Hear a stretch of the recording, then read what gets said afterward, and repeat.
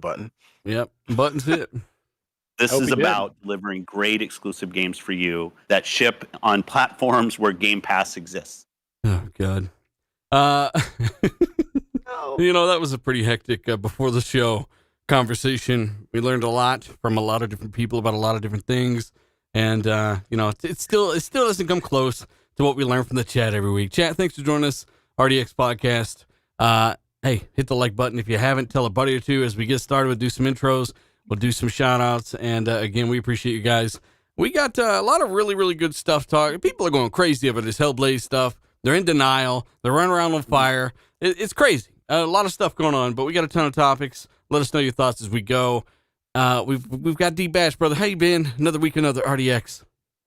I'm good, man. I'm still recovering from the award show. I know some people didn't particularly like the award show too much. They thought it ran too long. But the stuff that I got to see on that award show was worth the price of admission for me. And I can't wait to talk about the stuff that we saw, man. So let's go. Shout out to Dub.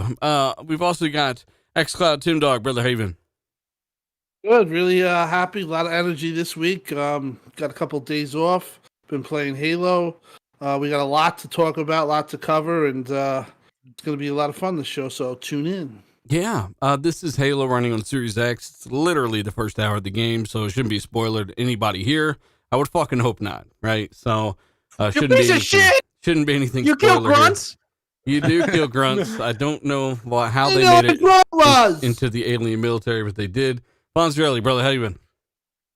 Yeah, just don't show the picture of Master Chief taking a knee. Everybody gets mad at that for some reason. It's like not even a spoiler, but anyway. Did they? Yeah, it's good to be here. I'm glad that we're it's Tuesday and we get to talk about these games together.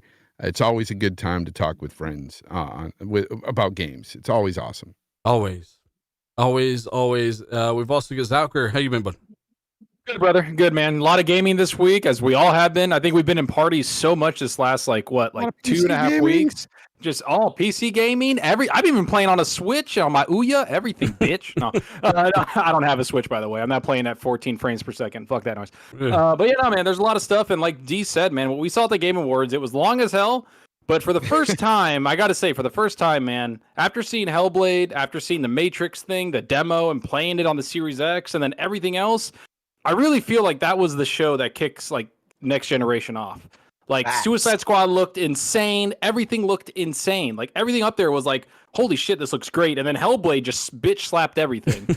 So like, I like literally, this is what next generation, what we were talking about for so long. And like we said, it takes a year or two to get there. And I feel like we're getting to that mark, man. 2022 can't come soon enough. Space Marine, all the detail, the amount of enemies. Your mic's clipping really bad, by the way, man. Is it really? Yeah. But chat, let us know if everyone sounds all right. But yeah, Space Marine, ton of detail, enemies on screen, like it's from the World War Z team. But we're gonna get to a lot of these topics, man. We got a lot of good stuff here. And of course, we got to give a shout out to some of the people in the chat, starting with Space Dova King, RDX Fire. Love you guys. Shout out to you, brother. We've also got Tony Bryant. Been a minute. He says, glad to be here live. He says, the king is back with Halo. Damn, those legendary snipers to hell. Aimbot snipers. Yeah, that's a fact, brother. Dark CMF. Dude. He is, he's giving away some stuff here soon. So, guys, get ready in the chat. Dark CMF is Santa Claus today. Ship at $5 Super Chase says birds. You spoiled the birds. Also, quite a few codes coming tonight. So, just for those watching, he's definitely giving away some Christmas codes, he says. So shout out to Dark CMF. Everyone give a shout out to him. And again, hit the like button. Tell a buddy to retweet this on Twitter as we do get the show rolling. First hour, Halo Infinite. No spoilers, no sound or anything either. So if you haven't played the campaign yet, what's it been, a week or two? It's been almost a week. It came out Wednesday, so it's been like 5 days. Hey, 5 days. If you ain't played this first hour, there's no excuse, people in the chat. There's no excuse whatsoever. So I figured I would run this and have some gameplay in the background. But again, I'm almost done with my second playthrough of the game. Let us know your thoughts on Infinite as we do move along. Let me give a few shout outs here on the patron side of things. So we got Ruben Almighty. Shout out to you, brother. Terrific Straight G11, Dave Incubus, Ricky Fallon, Fault Lines, Not Silik, Bad Boy Live, Achievement, Nano Polymaz, Jordan Costanza, KY Bob, Goose 8402. We've also got Straw Hat Khalifa, Assassin Lupa. Shout out to her. I was talking to her last night. Talking to Noof as well. Shout out to Noof Nugum. Foreign Object, Gabqueez Tail, John Blue, Vecball, Steve X, Real Deal Nail, Suicide King, Tasteless Genie, Michael Bone, Guillermo Cabillo, All Might, Dark CMF, and Alfonso Hogan. Shout out to all those people. That list does update around the 5th of every month. The Game Awards. There was a lot of stuff here, and my complaint. Look, I had one complaint. Two. It was really long. It was like 3 hours long. I didn't expect that. Some people love that. Personally, I thought it was a little much. And there was a lot of advertisements there for me, but they did show some really cool stuff. I wrote down some of this stuff. Chivalry has a bunch of updates coming. So Chivalry 2, if you guys, we pushed that on the show. It looks really good. There's a game called Evil West it's from the guys that made, Flying Wild Hog. Crap. I forget what the hell they just made. Flying Wild Hog. Somebody in the chat will probably look it up. Shadow Warrior 3. Shadow Warrior 3. Shadow Warrior. Yeah, they made Shadow Warrior 3. Those guys made Evil West, and I thought it looked pretty damn good, really. Yeah, it did. I thought that game was impressive as hell. It kind of there's a game on Game Pass that was out there. We were playing it with Darj a bunch, and I forgot the name of it. But we were playing that a bunch, and it reminded me of that, but way more violent. It kind of almost reminded me too of like Outriders a little bit. Remnant from the Ashes. Thank you, Remnant from the Ashes. Thank you so much. Yes, thanks, Fonz. Yeah, that's the one that we were talking about. But yeah, this Evil West thing kind of caught me by surprise, and it's coming out like pretty soon. It says summer 2022. So I mean, that's like right there. Focus Entertainment had like a lot of announcements. I feel like they came out kind of swinging. Yeah, they are the ones that made A Plague's Tale. Yeah, they are. They are the ones that made A Plague's Tale, and I'm almost positive they made like the Necromon Higher Gun and the Insurgent game. The Plague's Tale. They have a lot of games that like they're just coming out. Oh, they're the Saber Interactive, so they're the ones with they own the the Space Marine 2. That's also from them too. So that's kind of insane of how much content they're bringing out as a publisher. But yeah, no, the Evil West game, it was very impressive. I thought it looked pretty cool. It kind of reminded me of Devil May Cry a little bit, but not fucking weird as hell. Like I tried to follow that story. I'm like, what the hell's going on? I'm riding around this fucking this minivan with this chick that sounds like she's from you know. So I don't even know. Like it's kind of sketchy. But hey, best audio design, Tim Dog went to Forza Horizon 5. Yeah, rightfully so. I think that if Halo was or could have been elected, that would have won. But other than Halo, I think that Forza is absolutely amazing and well deserved. They got 3 awards and well deserved. Well, they get like an accessibility award, which is awesome. They got the audio design award, and they got the best racer / sports game. Right. Yeah. Which is cool. The game deserves it. Halo has really good audio though too. You're right, Tim. If that were in there, which I think it should have been in there for a lot of these, at least nominated. It was out early enough, or whatever. I don't care. Build a time machine, Jeff Keighley. Halo deserves to be in there. You're right. I think they should switch it to the end of the year because you can't have these games just disregarded. Yeah, and I think it just. I mean, I don't know. It probably screws with his schedule. That's the problem. But maybe at least till December. I don't know. Well, Forza won that, but I feel like Xbox really dominated the show. Like with the Hellblade, everything, and then Deathloop won Best Art Direction, I think, and then Best Game Direction. Mm-hmm. Like that's an Xbox studio. I know it's on PS5 and PC and not on Xbox, but next year it'll come on Xbox and it'll come on Game Pass. And I think that's like another big win for them because that's a studio right there that's going to be making games exclusively for Xbox. Like, I don't know. The one thing that I thought that was kind of sucked, but it was kind of funny because so many people loved it was Psychonauts didn't win shit. Hi, my name's Raz, and I didn't win shit. Like, I mean, I don't know. It was kind of weird. I felt like they would have won something, right? Like maybe art direction because it's very unique. It's a quality game. Like even I'm saying that, and I wasn't like the biggest Psychonauts fan. Fonz, I mean, Death's Door got fucked out of Indie Game of the Year over Kena Bridge of Bridges. I thought that was a big mistake. Anyway, Death's Door to me is so much better than Kena or however you say it. I didn't even finish Kena because I found it boring, to be honest. I found it boring. And I know that they are kind of giving accolades to this development group because this is their first game, like their first ever game. These guys are like animators or something, and they decided to make this game, and that's all cool. That's all cute, but at the end of the day, Death's Door is a hell of a lot better game than Kena, in my opinion. It's all about opinions, right? Yeah, I mean, Kina, I didn't hear anybody particularly rave about it. Whereas Death's Door, I heard a lot of people talking about how well done it was. Yeah, it's weird how that happens, right? It's strange, but you know, I think Kenya probably because of the visual art style, like it is a little bit mid. The gameplay it's kind of simplistic. The story is kind of kiddish. It's cute, but I think it's the art style. I think they wanted to recognize the art style, and that's why it won. And the art style was fantastic. The graphics are great in that game. That is definitely not the weak point of that game. And for a first time studio for like coming from the animations at Pixar, I thought it was good. I enjoyed the game. I haven't played Death's Door though, so Kina's gameplay is very, very dated. It's just I don't know. This is just my opinion. I brought but up that PTSD for fans when I brought Death's this Door up. is so much better, and I thought they had that on lock for Game of the Year. Because to me, that was my Game of the Year officially overall game. Thought they would at least win indie game. Indie aside, and I thought it would win at least indie. And when that didn't happen, I was like, well, I could see Psychonauts 2 taking that as well, but not even that. Like they didn't win shit, like Zucker said, which is too bad because Psychonauts 2 is one of the best games of the year as well. Kina doesn't hold a candle to either of those games. Well, chat, let us know what you think. I'm trying to include more people from Twitter as well. So I'll get to the super chats. I'll shout out people in the chat as well.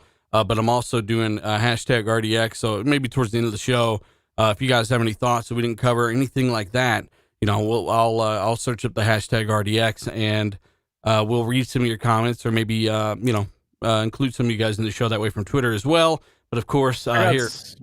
Huh? I got some of the super chats ready if you need to. Go ahead.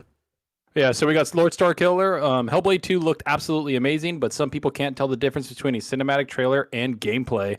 Well, that was the point, right? That's why Jeff Keighley said this is gameplay. That's a compliment, Star Killer. You're absolutely right. And if you couldn't tell if that was actually gameplay by even some of the imperfections is how you tell, right? So some of the camera movement and the way certain things were a little jank, the game is still at least a year out. Even then it still looked fucking amazing. We'll talk about Hellblade more in detail. Let us know your thoughts in the chat. I got a lot to say about that. We also have Dean Gardner. Good day from Down Under RDX crew. Love you guys. Do you think Xbox has anything else up their sleeve for that's releasing next year? Shout out to Dean from Australia and everybody from Australia. Xbox has so much crap releasing next year. Tim Dog is freaking insane. Starting with like Stalker 2. What are you talking about? First party? First party even, they got 3 or 4 big titles, it seems, right? I mean, there's a lot. I think there's a lot, yeah. I do think that they'll have some third-party deals, some surprise deals. I think that, they're already stacked with Game Pass already with that, but I do think that they'll get that, like the show. I don't know if they're going to get the show again, but they're going to get some, big deal, probably a big PC game too. And then... you obviously got Forza. We would think that Forza is not announced and it's coming. And who knows? Maybe like a Wolfenstein is being worked on and that's been very quiet about, Time for Wolfenstein. Because it could be that time. So it is going to be something, and they're going to 2022 is going to be a very solid year. The only poll that we thought would have been 2021, and look how it ended. It's been spectacular. So I'm on record saying, like, after Halo, after Forza, like Xbox took 21. They took 21 with these 2 games, and they've had the best year. Yeah, handedly. Yeah. And I think 2020. I think it's going to kind of work like this. I think 2022, right? We got Redfall, we got Starfield, which is probably going to be one of the biggest, if not the biggest, game of the generation.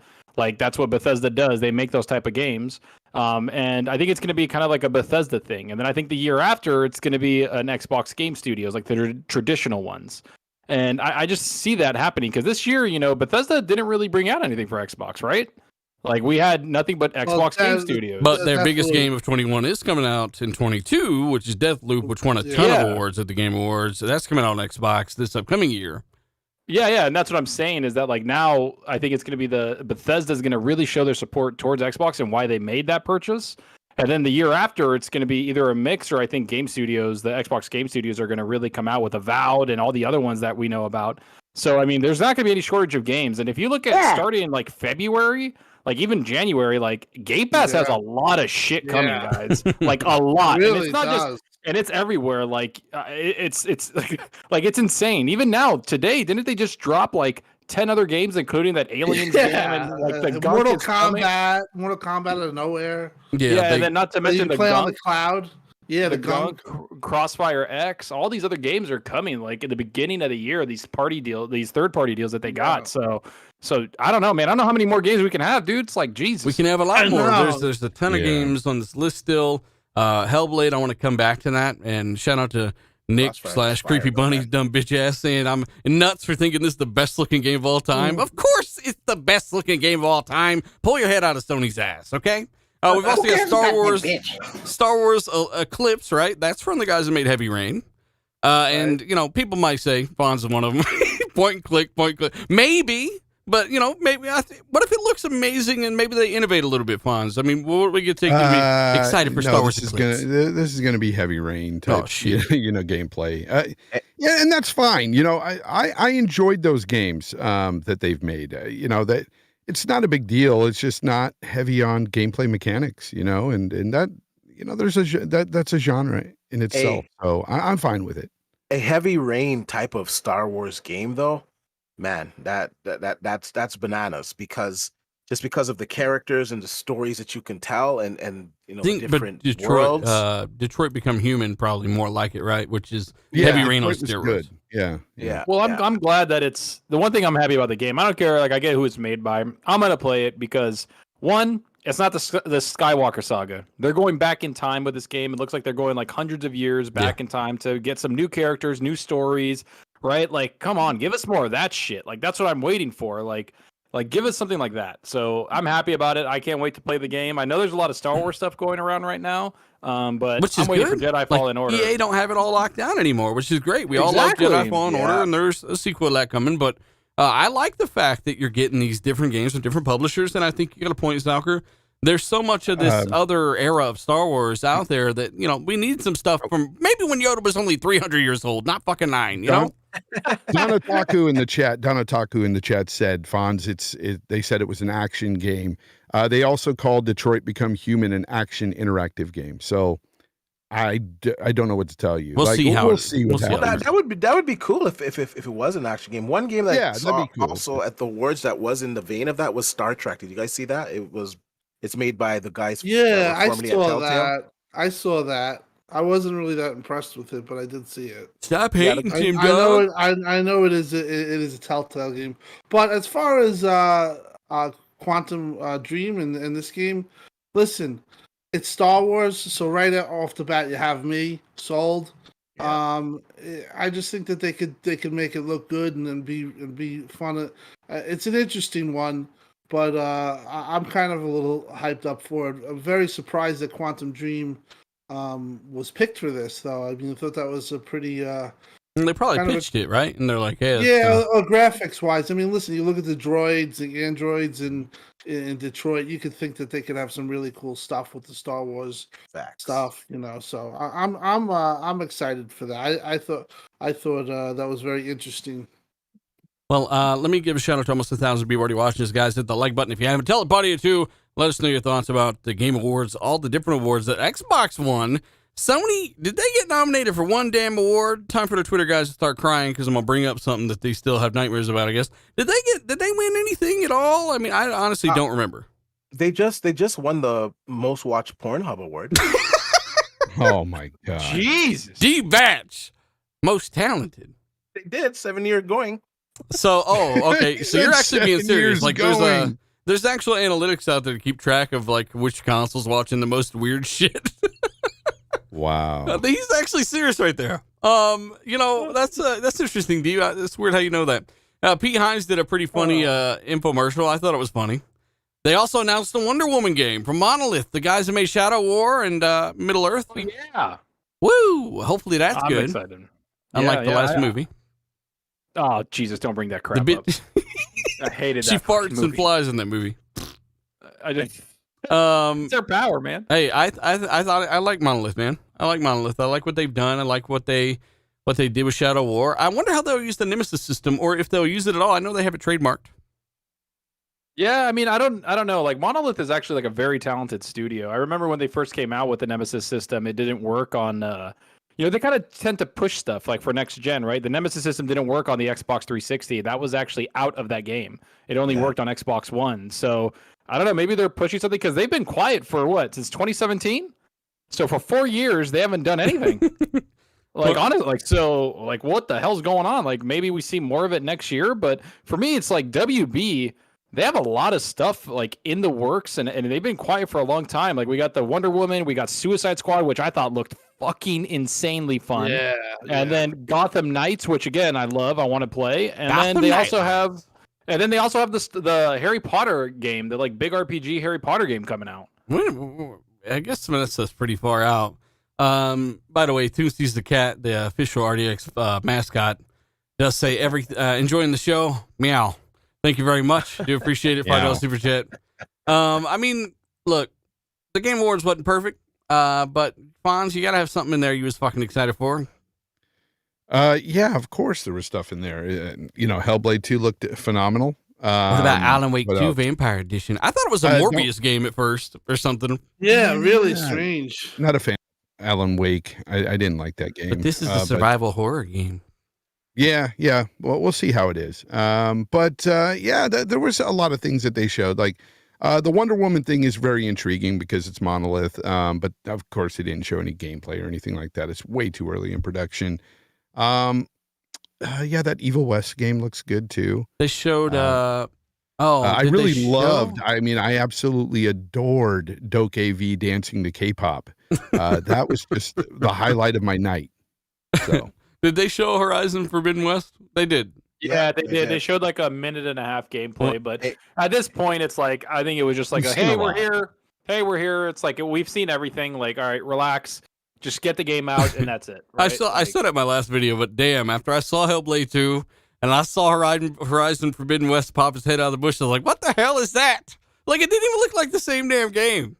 No. It really didn't, and we all are on record saying Horizon looks amazing, looks phenomenal. Yeah, but Hellblade, another level, quarter of the staff. It was another level too. I marked out hard for this game, man. Arc Raiders, man. Did you guys see that? Oh yeah, that looked actually pretty cool, man. Oh my gosh, the graphics and the gameplay mechanics and the tessellation.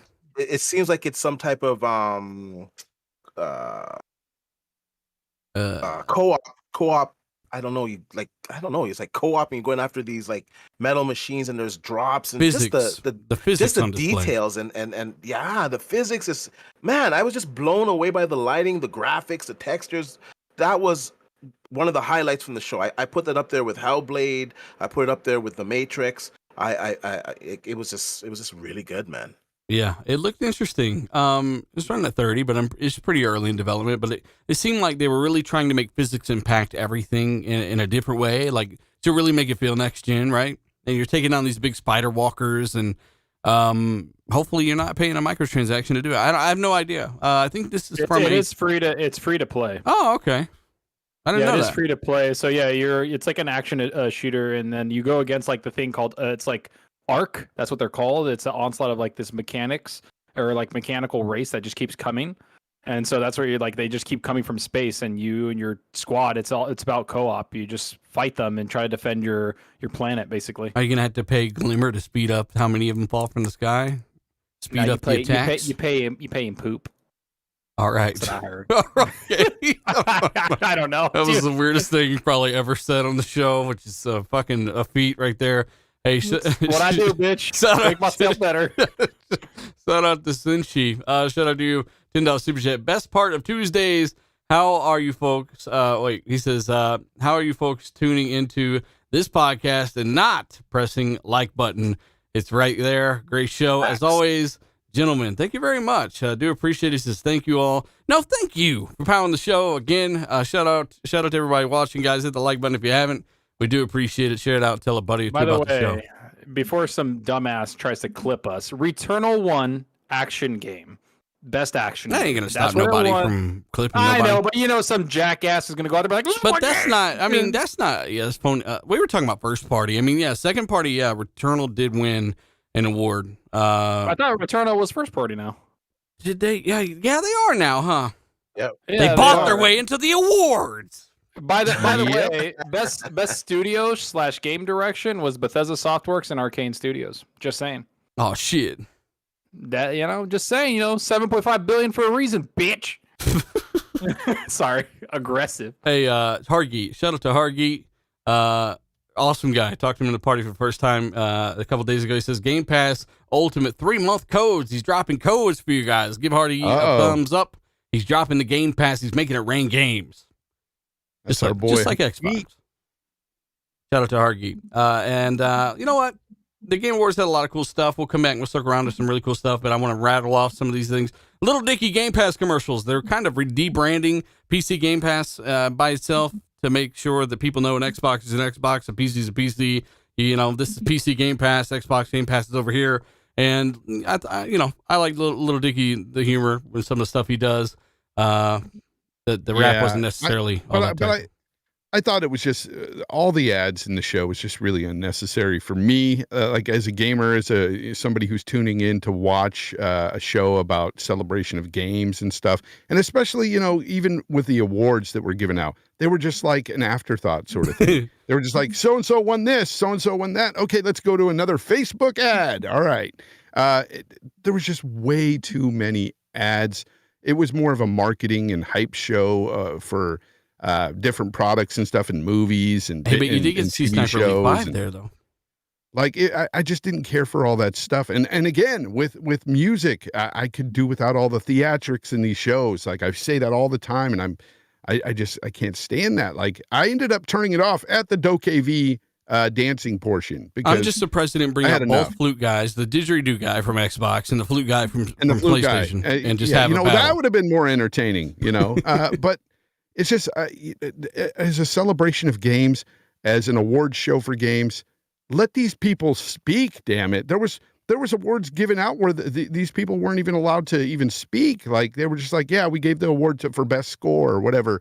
And it's like these music and games are important. Like I would like to hear from these people. Like why not give them their shine? Concert, Let them get up there. And talk about what their excitement for winning the award and stuff. I don't know. Like to me, it wasn't so much as a celebration or an award show as it was a marketing show. And like I love to see the upcoming games and stuff. That stuff's awesome, but I don't need to see a Facebook ad every 10 minutes. Like that's why they showed what your Google ad instead. You know what I mean? That's probably what funds the whole thing. So. It is. Oh, I get that. But I think that goes along with it being way too long. They needed all those ads because of the length of the show as well. You know what? Cut it in half, man. You only need an hour and a half to do an award show. Or even 2 hours. 2 hours is fine. Three hours is stretching it. And like they stretch it out with the trailer. So, you're going to sit there and wait because you want to see what's new. But 2 hours because at the third hour, and I don't know how effective it is seeing all those stuff because you're kind of tired. An awesome 3-hour show, I would say, is like if Xbox had their E3 show from this past year again, but it was 3 hours and it maintained that pace. That's the only way I could tolerate a 3-hour show. Yeah. That was one of the best E3s or summer shows I've ever seen in my life. This chat, let us know. I'd be curious to see what you guys think. Do you think a 3-hour show is a little bit too long for something like Keeley to pull and one off? thing too, if you want to see the orchestra and stuff, okay, I can deal with that. But I don't want to see like Imagine Dragons and whoever Jeff Keighley is listening to on his playlist lately. Like I really don't care. I don't care. Well, they did announce. The only time I liked the music is when they were talking about the game of the year and they played the music from those games with the orchestra. Yeah. Like that was the only time I was like, all right, that's all right. That's cool. Everything else, I was I just muted and did something else. Like as content creators, Dealer and all of us know, we kind of gather footage, right? Like that's what we do. When stuff like this happens, we're watching the show, but gathering footage. When it started playing music or people were dancing on stage, I just muted and gathered footage and prepared my video. Like that's, and then I came back, fast forward, kind of went forward and I was like, oh, there's another game. I didn't make a video about this event. It's like, I talked about Hellblade and how fucking phenomenal that game looked and the Unreal 5 demo. But usually, we'll cover something like that. Like a lot of people were covering it. They were live streaming at the same time as the event. It's like, I can't do that. Yeah, I'm a gamer. Right? I want to be able to focus on what's happening and enjoy that stuff instead of, doing a lot of other stuff. By the way, Sniper Elite 5 was also announced. Like you said, Returnal did win Best Action Game. So congrats to those guys. Destiny 2 DLC. Yay. And then we got Yay. what is that? Nightingale. Nightingale? I don't know what that is, but it must have been interesting. I don't remember what it was, but it must have been interesting if I wrote it down. And then we got Gollum, which I thought that was pre-rendered stuff, but I've seen the gameplay. Not super impressed. Let us know if you are. Somerville. That's something I am impressed by. That's the guys that made Inside. Yeah. That's the guys that made Limbo. That's a studio that I would be looking to try to get. I mean, they make some of the most amazing fucking games. Really, they do. You wouldn't guess it coming from Limbo, but Inside was crazy. Inside and Limbo were freaking amazing. Yeah, dude. They know how to make good, well-paced games where it just keeps you there. Like I think I beat was it Limbo like 5 hours straight or 4 hours straight. Like I just didn't stop. It was just so good. Inside is nuts. Somerville though. Did you see it? The footage from it looks like they're doing a lot of new stuff, like the fidelity there for a game like that. Yeah. It's pretty insane. The last game that they had showed was in a space setting, so this was different. So maybe they have two games. But yeah, they're a great studio. And just one of the things we were just talking about, one of the criticisms I just have to point out, because I wanted to point it out just before, but the lack of fans in the crowd, that needs to be fixed next year, because the crowd was like listless and they didn't. Oh yes, Tim. You know, you gotta have fans. Good call. You gotta have fans there. I just like this was, if you ever want to have an idea of what it is to just have industry people there, well, you had it, and obviously it was failure. So they got to get the fans in there. We're part of the equation, and I just had to say that.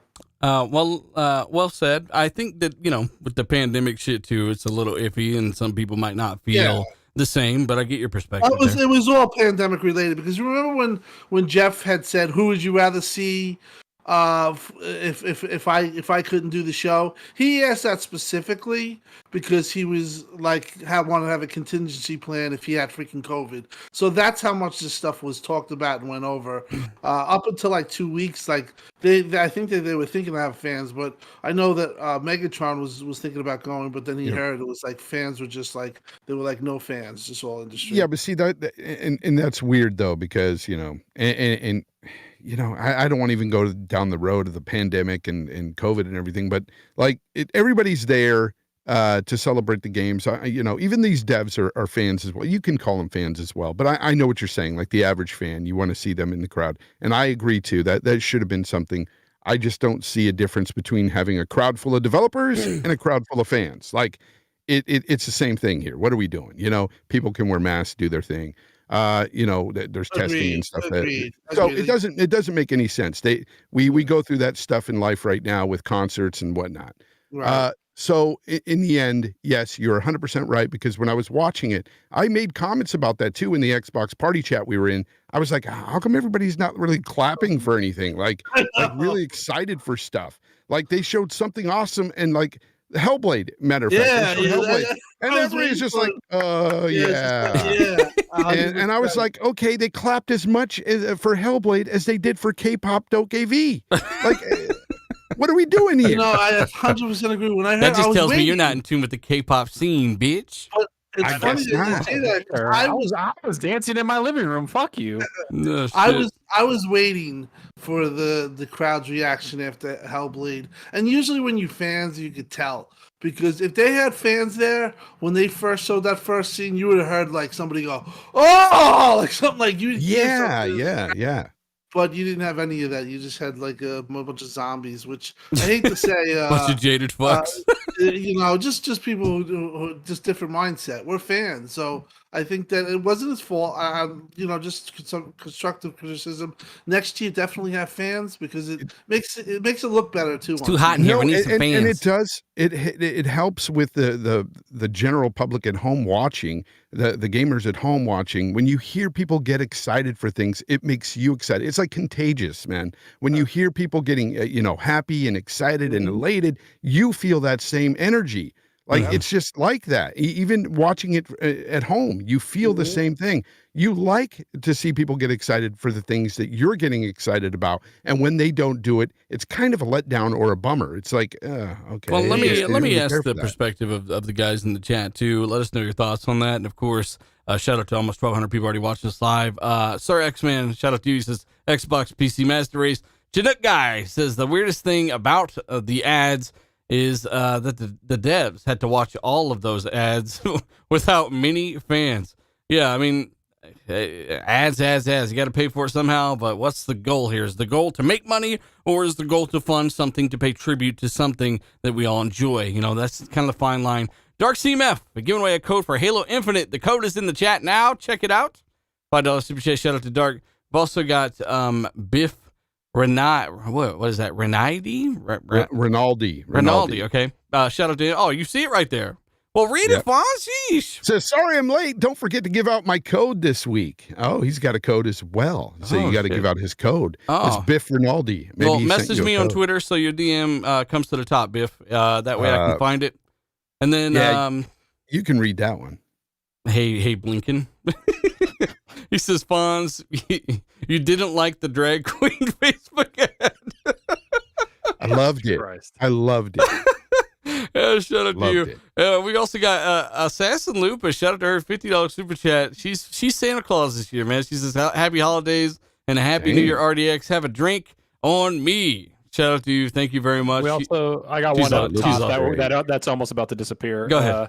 Senshi, best part of Tuesdays. How are you folks tuning into this podcast and not pressing the like? It's I'm an idiot. No. Shout out to Senshi, definitely looking out. Face 23, Brooklyn, New York. I'm not sure what that stands for. But he says rumor is Street Fighter 6 will be exclusive to PlayStation. If that happens, will Xbox bring back Killer Instinct? That's a good question, man. We all want Xbox to compete with fighters, especially K-Mega. You know, people like K-Mega absolutely love these games. That leaked guy from WB, the guy that we used to work at Monolith, he's at Microsoft Publishing now, and he's making a game for them that's unannounced. There was a leak on LinkedIn with him that he used to be with Monolith for, I think, like 10 years or something. So he's making something for Xbox. Everybody's thinking that's a fighting game. That's just kind of under wraps. That.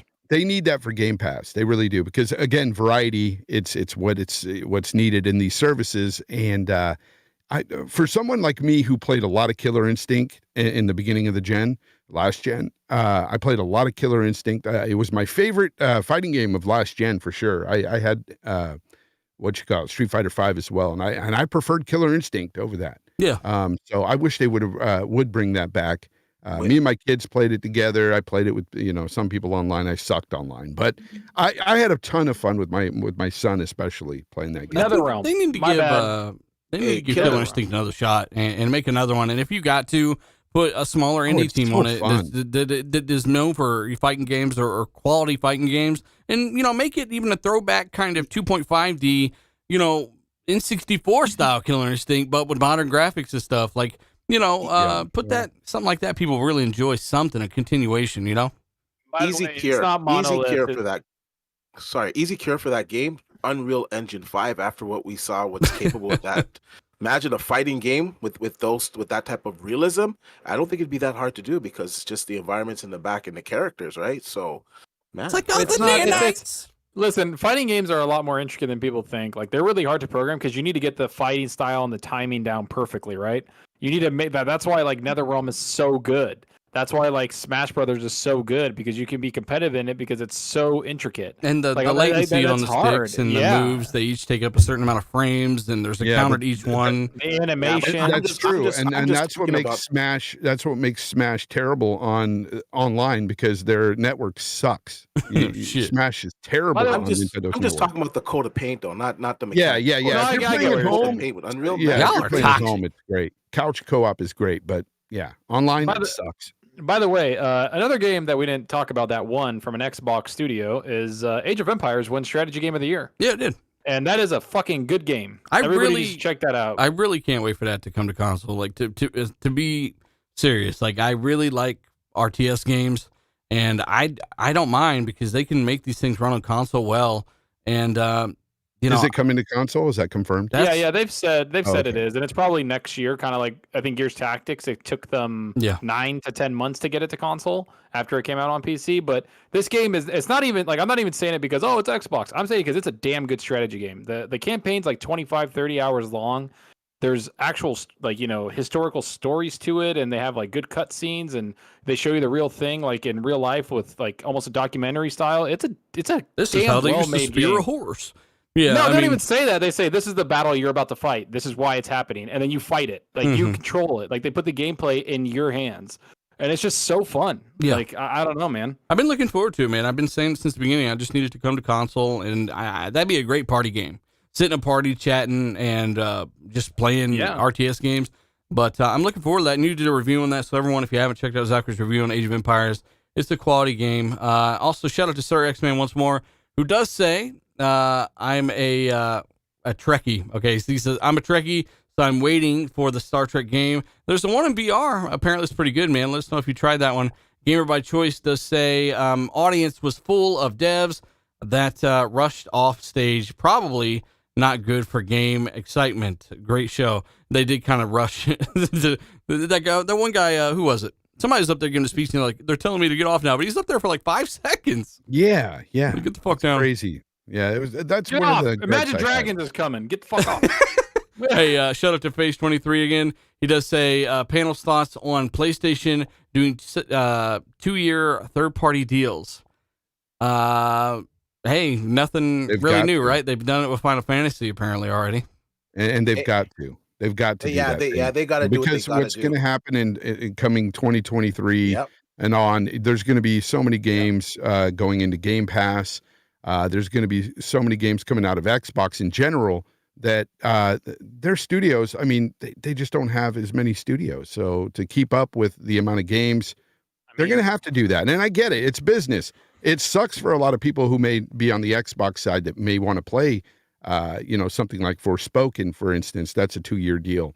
But, if you've got a PlayStation 5, play your games there, Space Dovican brings up is... Forspoken, though. Space Dovican says, did you guys see the downgraded gameplay of Forspoken? I haven't seen that. Is that true? Space Dovican, are you pulling our legs? I was hyped. I can't say the gameplay has been downgraded because we didn't really get to see the gameplay, but I was disappointed by the gameplay. It was very meh, to be honest with you. When I first saw that game, I was like, oh yeah, the graphics look good. Oh my gosh, look at this setting. Oh, she's going to another dimension. Yada yada yada. And then when I saw the gameplay, it was kind of boring, and the animations were kind of just. It's not done though. Like that game's got a while. What are these things? Got a while. Zombies? It's are they zombies coming at her? Like, what's going on here? Is it a zombie apocalypse in some other dimension? I want to see what it's about. Like, I thought it looked okay. Like, I saw the people are talking about the downgrade. Like, I get what they're saying, but at the end of the day, I want to see what it is at the final like product. Yeah, and, I didn't know. You know what? Downgrade. I didn't see that at all. I didn't see it too much. Like, people are just going ham on it, saying like, "Oh, it's downgraded." They found out about the 2-year exclusivity. Downgraded. Fuck this game. Well, and speaking of those exclusives, like it's gonna like this is what Sony like Fonz and D said. Like they gotta do that. They are gonna do that. Like think about that. The biggest game that came out on PlayStation was an Xbox made game in Deathloop. Like that whole partnership they had with Bethesda with Ghostwire Tokyo and that it's gone. Like they know that. They know that's gone. That's why they're buying 6 studios this year alone. That's why they're going to sign deals. That's why Xbox is locking down like multiple studios that make AAA games to make exclusive games for themselves. Like that's just what it is. It's going to be competition, money flying everywhere, and Sony is going to lock even more games down, like Final Fantasy and all these other ones. Like, and they're going to go to PC, like Kena, whatever the hell it's called. Bridge of the Bridges is that game is on PC and PS5. Like it's just going to be console, and it's coming to Xbox. Yeah, it's coming to Xbox in a few months. And the thing is like talking about Forspoken, I don't really see a downgrade there. We kind of seen the same kind of gameplay elements in at E3 this year, and I've always maintained that this game looks like it's not finished, and it's not. I mean, there's so much going on in this game that doesn't make quite sense to me, and I think it's just kind of like a showpiece right now where they're trying, like she's running across the desert or something in one scene, and like there's nothing there. She's doing really nothing there but jumping around. I think and that's cool. Like, but you could tell like it just needs a lot of work. and even the gameplay, some of it looks kind of jank here and there, but I don't see a downgrade. It looked the same at E3, and some of the graphics do look incredible. But I look, at the end of the day, it's going to be out, what, 2 years? I mean, who knows when that's coming out? Yeah, I mean, the fact that it looks, honestly, guys, you can't really mention anything about visuals right now because games don't even enter the polishing stage for the last 3 or 4 months, right? So that game's got a while to cook still. So I wouldn't worry about the visuals. I don't know when it's out. Is it out next year or is it the year after? I don't even know. I have no idea. Maybe Phase 23 can let us know. Dying Light 2 looked really good. I am getting a little bit more hype for Dying Light 2. The co-op in there. After playing Halo, I'm fucking really want some damn co-op now. So I'm going to take that out on Dying Light 2. There's a lot of games coming out, though, like that time. Like Elden Ring, Dying Light 2. You mean Dark Souls 7? Forza, or not Forza. Horizon Forbidden West, right? Like, there's a lot of right games now, I'm choosing Dying Light over all of those. Dying Light does look good, and they gave and the thing I like about Techland, that studio, is that they gave their developers as much time as they needed. They didn't fuck around. They said, "Hey, delayed." They didn't care. They were like, "Hey, it's delayed," and it's actually gold. It's actually gold. It was gold like a week and a half ago. Like they're saying, "Hey, it's done." So they gave their like a 2-month buffer. It's like, geez, it's like good on you, man. Like good on you. They knew how big, and that game is massive. You could just tell, like they are really pushing shit on that thing. And I'm just looking forward to the co-op, man. Playing with friends, 60 FPS. The game's gonna look amazing. We gotta go ahead and mention best narrative, Guardians of the Galaxy. I'm so fucking glad this game won something. Yeah. Guardians is a game that it's already sold around 4 million copies, by the way. Not bad. Guardians is a game that everybody should go out and support. It's especially if you like the movies and you haven't bought this game, what the fuck are you doing? Like, this game is phenomenal. The characters are better than in the damn game, in the movie. Like, I'm not even joking. They really did pull it off. They really did. The Drax of the Destroyer is literally that's the best Drax I've seen since, like, in the comics. We will stop his toes. Amazing. Yeah, I mean, it's just such a good, like, the narrative, the gameplay, everything, the world, like, you fight unique enemies, like, the game is like it's very linear, but it's still 8 hours long, like, it's 25, linear, 28 but it's like long. not, because there's a lot of places to explore. Like, it's just great, guys. I just wanted to say that Guardians of the Galaxy best narrative, Suicide Squad confirmed for 2022. We're to be launching Gotham Knights and Suicide Squad in the same year, I guess. But hey, do we even have a date on Gotham Knights? Shout out to you guys, because you guys wouldn't shut up about Guardians of the Galaxy. You actually made me buy it and talk about how good the narrative was. The narrative's really good. It deserves that. Dark CMF just put a code out for Guardians of the Galaxy in the chat. He said 4,000,001. Oh shit! So there's the one. Hey, whoever gets it, man, enjoy. Hey, shout out to Dark CMF. Dark CMF, man. Got to give a big shout out to Dark, because he stepped up and he's buying codes for games for people. So shout out to Dark for doing that. Awesome. So Suicide Squad, Guardians. I remember when that came out, man. When Guardians came out, I remember Dealer. He wasn't like hating on it, but he was like, I don't know. I was not after excited for Avengers. You were like, I'm not excited, and then I started playing it, and I was telling him. Everybody else was like, Yo, you guys. I'm like, Dealer, just trust me. Play the goddamn game. He's like, all right, and he played it, and then like 2 hours later, he was like, this shit's fire. Fire.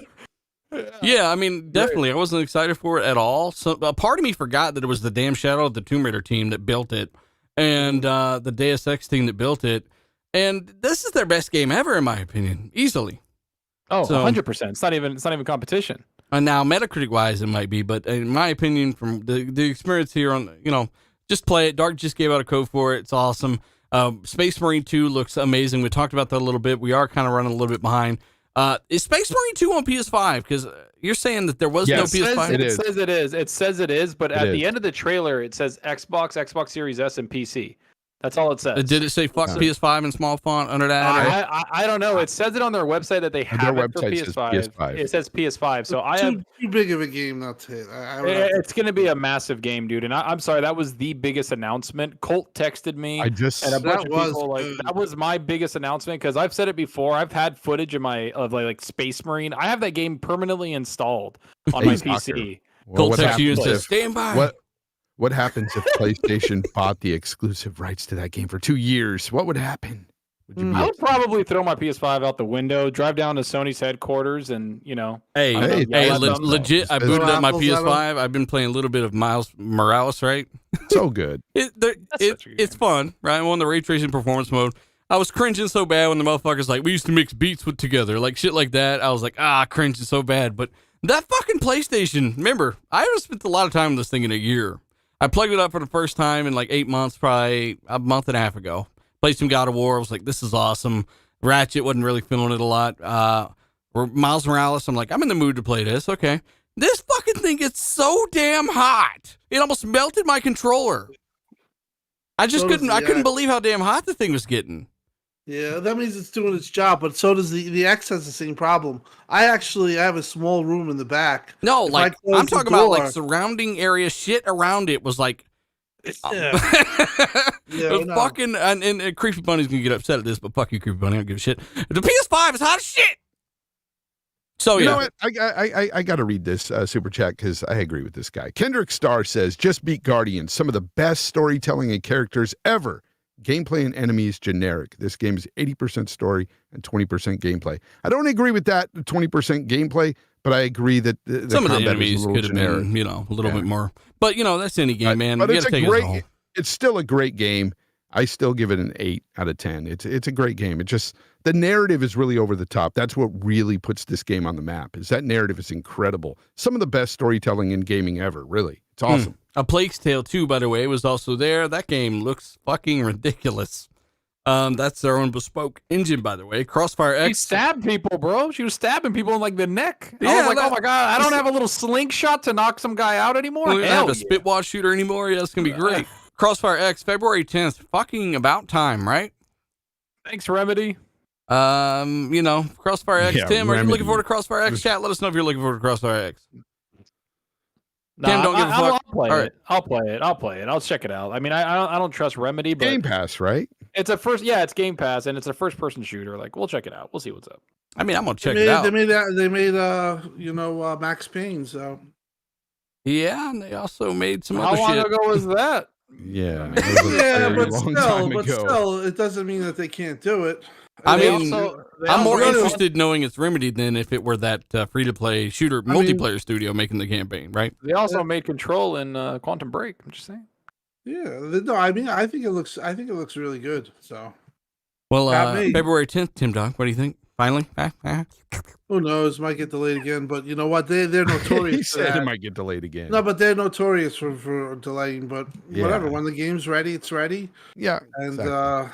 Hey, now that everyone's played Halo Infinite, I just want to bring this up.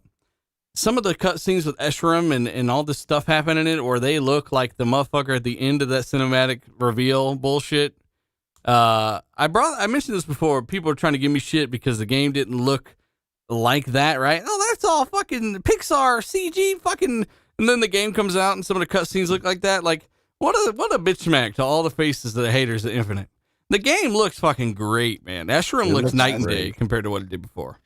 Yeah, that's one of the things I keep going back to as we're in party chats and, I'm playing the game or whatever. I'm telling you over and over, I'm saying this game looks great. I don't understand why some people call it ugly or a 360 game. Look, it's the art style that you may not like, but it's exactly what they went for. They nailed it. It's Halo Combat Evolved, reimagined to me. Like that's the way it looks, and it looks phenomenal And for this what is they went iteration for. 1 of Split Space. It's so crisp and clean. It looks great. It's fun. Crispy smooth. Yeah, crispy smooth. Yeah. Speaking of crispy smooth, D-Batch, did you get a chance to fuck with that Unreal 5 tech demo that literally bitch smacks everyone who hated on Xbox Series S right in the face? Yo, it blew me away. I couldn't believe what I was watching. And at first it confused me. I was like, what's real? What's not real? It's okay, that one's real, or is it that one? It's like, wow. The level of like, this is what I've been waiting for. This is what I've been talking about for the longest time. Like, why can't they just put better quality textures on stuff? And the nanite technology in Unreal Engine 5 is something else, man. When they're in the car, it looked photorealistic. Like if you looked close enough, yeah, you could see little variations here and there. But honestly, if you just forgot it was a video game, it was really approaching photorealism, man. And like the freedom that they gave you in that demo, the ability to turn off all the toggles and to drive around the city. I'm really excited for the future of games, because let's not forget, Unreal Engine 4, it dominated last generation. The previous Unreal Engine, it dominated. Most game companies were making their games with this. Now, imagine what they can do with Unreal Engine 5. And then the cherry on top is that the Coalition did this with them. So now they have hands-on with this. And on top of it, all the assets that are in the That demo, whole thing was released for free for developers. yeah, it's free for developers, so they can compile their own shit real quickly. So I really see a high adoption rate with Unreal Engine 5, and I see a lot of games coming a lot quicker, because this is really going to speed up the development Hey, process. I got to And the say a few things real Coalition- quick, though. Right? For one, expect a lot of games with New York in it. Like, probably the next couple of years. Secondly, this game ran on the Series S as well. This tech demo. Yeah, This is man. unprecedented, where they give you something like this, and it looks like it does. It's running global. It's running full ray tracing on fucking both consoles. And you're getting up to 1600p on the Series X natively. They're checkerboard. They're projecting that up to 4K, right? On the Series S, you're even getting as low as 720p or somewhere around there. But they're reprojecting this stuff up. And this is what we've been talking about the whole time. Like when you stack other technologies on top of this, this is iteration 1 and nearly year 1 running on consoles that are very, very capable, man. And Unreal looking like that and performing like that and showing like that and being able to run around the city and fly around and look at everything like you could on a Series S, a $300 box. Anybody talking shit on that little box, man, it just proved it to you that it can render and show things like this.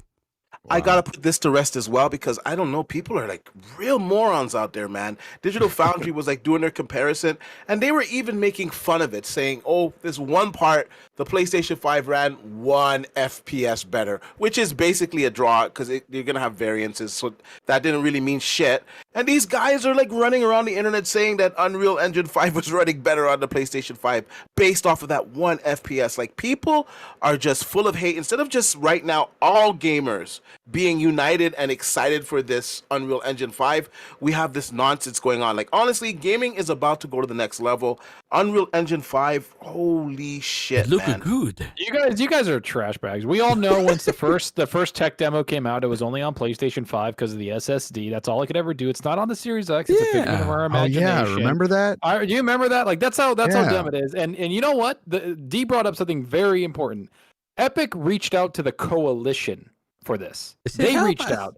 Like Katie Rayner, the technical director at the Coalition, said that Epic reached out, and of course we were going to help them because they were working on the Unreal Engine 5 for a year. They've had the early preview for a year, and if you remember a few months ago, the Coalition said you're not going to hear anything from us for a while because we're working on the UE5. Like, they're gonna bring out something that is fucking insane. Like, I'm that's all already I care blown away about. by what I'm seeing by a lot of games. Exactly. And imagine what we're going to see in like a year and a half or 2 years from the Coalition, basically the wizards of Unreal Engine 5, who even Epic goes out to be like, hey, help us get this demo going and help us iterate. And it wasn't just for Xbox. They said it. They were like, for PC, Xbox, and that's what we worked on. And that's what they did. They helped Epic do this. Like, that's so fucking cool to see, man.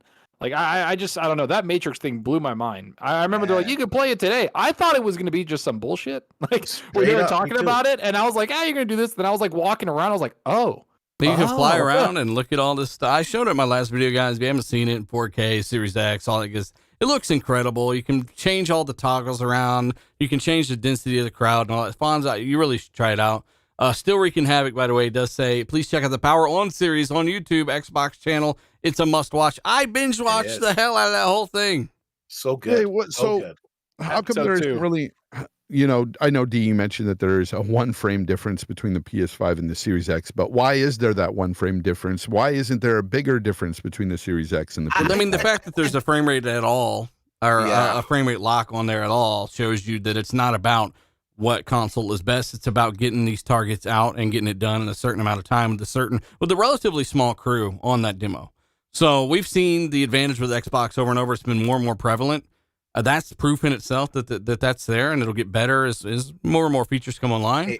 But Yeah. it's pretty simple. Let me just address that real quick, Fonz. The reason why some games we're not seeing a delta is because of optimization. People getting familiar with the hardware, them not using all the tools that the Series X has.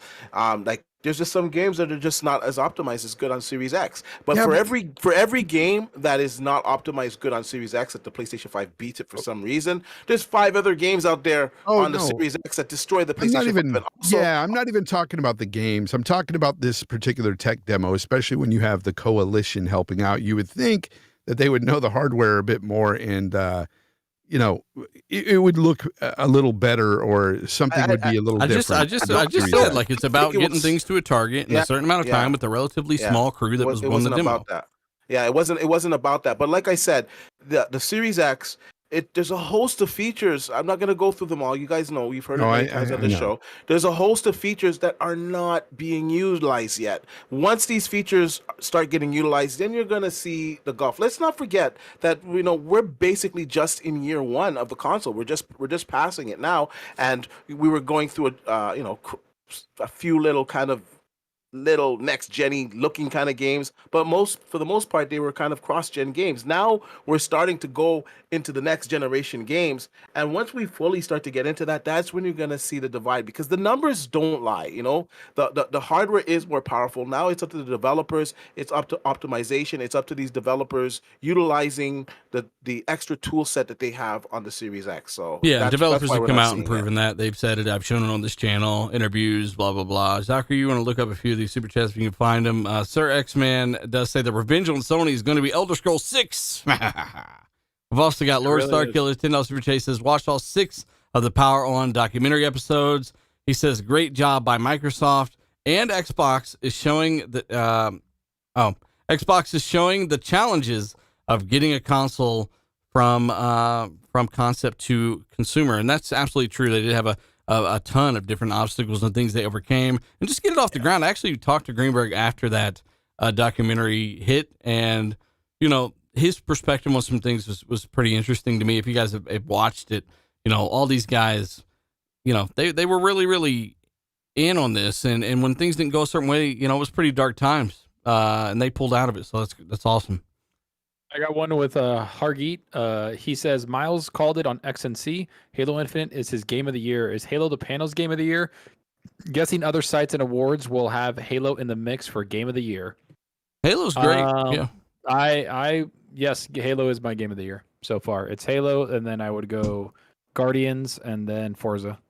I don't know. It Takes Two is pretty fucking amazing. I keep forgetting about that goddamn Guardians game. Was amazing. Horizon 5 is amazing. Halo is a lot of fun. I wasn't the biggest fan of the ending of the game, but every single thing else about the game I just really, really enjoyed. Relish GT, by the way, says Forspoken is a better looking Infamous. Fucked up. Dark Sea. That's pretty accurate, actually. Oh shit. And we got Jedi Knight Peter. Shout out to you, $10 super chase. Battlefield 5 player count. Oh, this again. He says player count set to overtake 2042 on Steam. Gamers not putting up with broken games anymore. Because he did talk about Battlefield 5 having more players in 2042, which is crazy. He says Merry Christmas to RDX, and of course he says looking forward to a great 2022. The golden age of gaming is here. That's well said. That in part, especially, man. Yeah. Shout out to you, Peter. Have a happy holidays. We have a couple more. Z Black Rider. He says, "I'm all about the hate until D gets me an X. D, get to it." We also got KY Bob has become a member. Happy holidays to Dealer, all the panelists, mods, and Discord members. You too, KY. We got Vontae Duckett. Yeah. What's up, everyone? My 24th birthday tomorrow. Happy birthday, man. Go play some Halo. And then we got Dark CMF. He dropped the Resident Evil Village Deluxe code. So, hey, Dark CMF, shout out to him. He's dropping Resident Evil 8. And if you haven't beat Resident Evil 8, that's a game. That was like one of my first WoW moments, Tim Dog. Like, the next gen has arrived. The second you see, the first images in game, you're just like, man. And as you go further, like, especially in the water area with that boss and stuff, it looks pretty damn incredible, man. We also got Viper XT. He says Star Wars Eclipse and Wonder Woman did not have platforms listed. Do you think there could be some bidding for exclusivity or studio purchases preventing them from announcing the platforms? Nah. I don't think so. I think that Stadia is going to lock both of them down. Fuck. No, shout so out to Stadia, who wasn't even mentioned in the whole show. Stadia is Shows you dead. where it's What dead is a as Stadia? well Don't talk You know what smack. was mentioned I though love was it. Amazon Prime's No, Dollar I mean, Tree version honestly, of Game Pass. Honestly, it's worth noting though, Zorker. I know it's a don't kick a dog when it's down, but that service, I mean, for them to not even to have a saying or call themselves Stadia for the whole show was bad. I don't know anybody that I don't know anybody, not a single person that uses Stadia. Hey, you know like, what's at weird all. though? Either. Tim says that he's got a point because there were a ton of Google ads in that fucking Game Awards show, and they did not advertise or even mention Stadia in their own damn advertisements. That's pretty weird. Chat, let us know if you know anyone who actually backs Stadia over xCloud, and we'll go ahead and have them unplug their keyboard forever. You know, I'll tell you something. I heard Stadia is actually more advanced, and it's actually better than xCloud. That's fine, xCloud but it's got so many problems and lack of Pricing, compatibility. You can't pricing, play your pricing. fucking games locally. You know, so many issues there. With Stadia, for me, it's the pricing structure. Tim is right. It has less latency than the xCloud, and they have implemented Ubisoft. If you are a Ubisoft subscriber, you can play your games over there now. That's But good. it's just the pricing structure. It's just like if you own the game already, they should be doing it like Ubisoft. Where Well, we're gonna, well, you know, how Stadia killed itself. We're gonna kill the show if we keep talking about Stadia, though. D. Hey, Red X, he says, great show. Did you guys see the Xbox documentary? Yeah, we just talked about that, brother. It's definitely good. I watched all of them, all of it. It should have had more Phil Spencer in it, though, to be honest, because this is his era. he's in the last. But he finished. should have He's been not part in of the this damn first. thing more because he's righted so much, and since 2015, there's a lot of story there. And I would have liked to hear more about the development of the new consoles. I would have liked to, like they did the first one. Agreed. I think they need to have their whole 90-minute episode of just last 60 gen minutes and with just- Phil Spencer. No, They just don't want that. They don't want that shit, man. They're like, fuck that. Let's not talk about this. Well, they talked about it. They talked about the dark times, and but it was pretty crazy, and I didn't know how dire it was until today. Viper RXT, sorry man. He's like, how did my question become a Stadia conversation? My bad.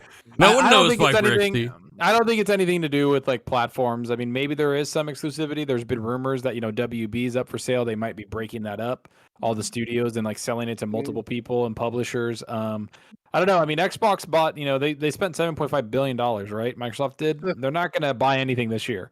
I mean, who knows? They might surprise us, but I think next year is when we're going to start seeing a little bit more. This year for studio like acquisitions has been dominated by Sony. Like they've just been buying shit left and right because after last year, go. Well, I mean, after last year, they were just like, fuck. Well, they're trying to play catch up, but it's not But working. they're also buying like PC porting studios and secondary studios that were like helping with Support games. studios, yeah. Support studios, but I expect some movement this year on studio acquisitions.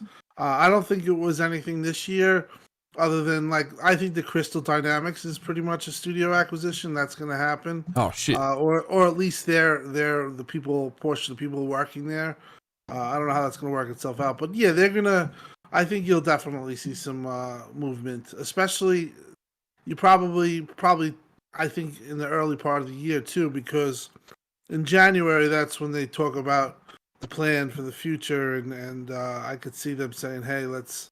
It could be a PC, like a studio. Like I remember there was rumors of that one PC studio. I forgot of it. It's acquisition season. Relic Entertainment? No, it wasn't Relic. It was... There's a ton. And Tim, I think a lot of these relationships they have right now, right? IO and all this stuff.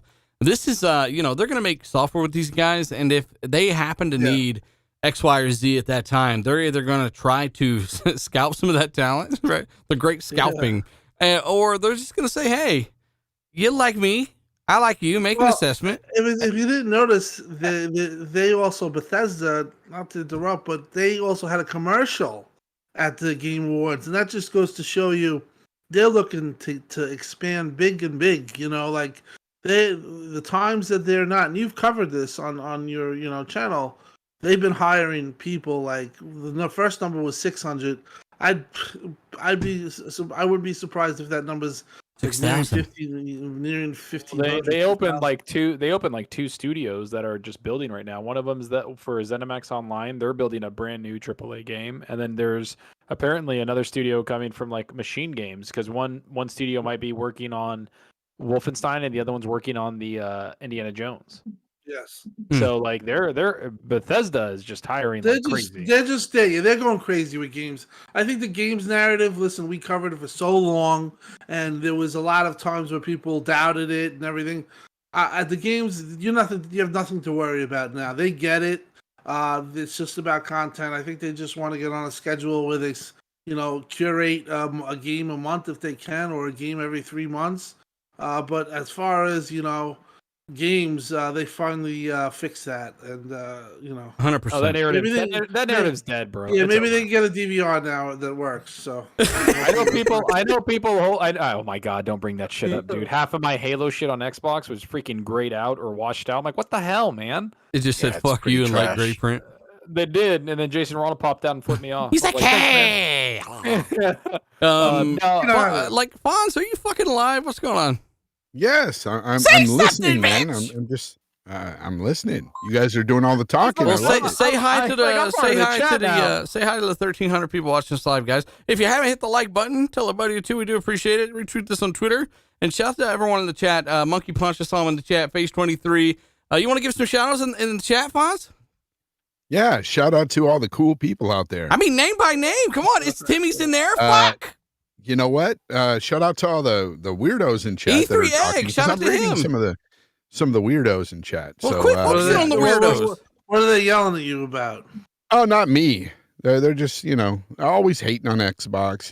Pro PlayStation dudes, and it's like it's Oh my great. God, it's like two Xbox-centric guys. It's podcast. like I don't even notice. Yeah. those No, guys. but they have a lot of those people. Hey, Neon Shinobi, shout out to you, buddy. Did you just miss that grunt with the goddamn fusion thing? I probably like did. he was right he in did. front of you, and you just He took did it right on over. purpose. Anytime that I shake the camera left and right, that's when you know it's like, oh, that was an accident. That's You Donnie, exactly what shout you out to you, Bud the Cyborg, shout out to you, Tryhard fan, shout out to you, brother. Also, we've got Boss Mod, Lethal Papa, shout out to you, brother, Jedi Peter. Seriously though, the mods do such a great job. I'm probably gonna talk to Lupa too. She's here a lot, and she'd probably make a pretty good mod to work with Lethal a lot, since Obi-Wan's not here half the time. But David, VGS, Alex, all you guys in the chat, we Piece just of want to shit, Obi is. give all you guys Shout out to Obi, Shout out. Xbox Obi. Xbox Obi. But yeah, if you haven't, guys, consider the like button. We do appreciate it, and tell a buddy or two about the show. We got to move forward though. Sony are, as you guys were talking about, buying more studios, and they are buying one called, what is that called, Zachary? Valkyriant? Oh, that one? Oh, I don't even know, man. The hell they I make? saw that. I have no idea. Fire Sprite, PlayStation- roll out. I don't know, dude. I'm looking it up right now. But they're buying another little studio there, which is good. They'll have some Who? more support. Who? Sony? And they're also releasing faceplates for your PS5, Fonzie. Oh, yeah, that's Valkyrie Studios that they just picked up. What do they make? Side They helped sandwiches. out with God of War. So their they support helped studio. out- Yeah, support. Their support studio. I like support. Yeah, no, it's a great thing. It's They good. actually helped make Halo Infinite too. Damn, they bought a Halo developer, The Megaton. studio known for its support role Which on its is- titles like God of War and Halo Infinite will now work directly under PlayStation Studios. They're like, bring us Master Good. Chief schematics. It's good for all the haters that are hating on Halo Infinite. Ha ha ha ha! ha. No, just kidding. It makes no sense. Like, why hate on Halo? Yeah, Valkyrie helped out, guys. No, it's great that they're picking up studios. It's great that they're doing their thing over there. They're making the face plates, charging you $55 for these face. Well, now plates, we know why they were sending out cease and desist to Yeah, everybody. of Stop making course, face of plates. course It's they only were as gonna good make as their that. own face plates. You Of want to know course they what, were. what Sir Herman Holtz said about them? Yeah. Valkyrie Entertainment is a highly adaptable and respected studio which has produced high quality work on the range of platforms from console to PC and a variety of styles from action. You're fucking evil laugh. To games that, and he says, and variety of styles from action to games as a service titles. Oh shit. Ooh, yeah. You know what games? That's something they're going to have to do for their service, man. Their new Spartacus. They're going to have to put gas games in Spartacus there. is going to kill Game Pass. You don't even know it yet, Fonz. You're such a fucking. This is no, Sparta. it's not killing Game Pass. Until they do day and date, full-fledged day and date, it's never killing Game Pass. I don't even think then.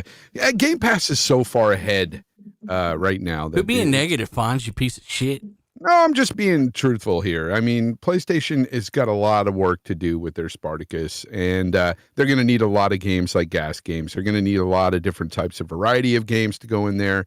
And yes, they're going to need first-party games put in there. So maybe grabbing studios like Valkyrie is a good thing for that. You know, I do expect to see a lot of smaller titles, first-party titles being created just to throw in that service. Little piece of shit titles are good ones. It'll be Spartacus fodder, right? Oh, piece of shit title could be good.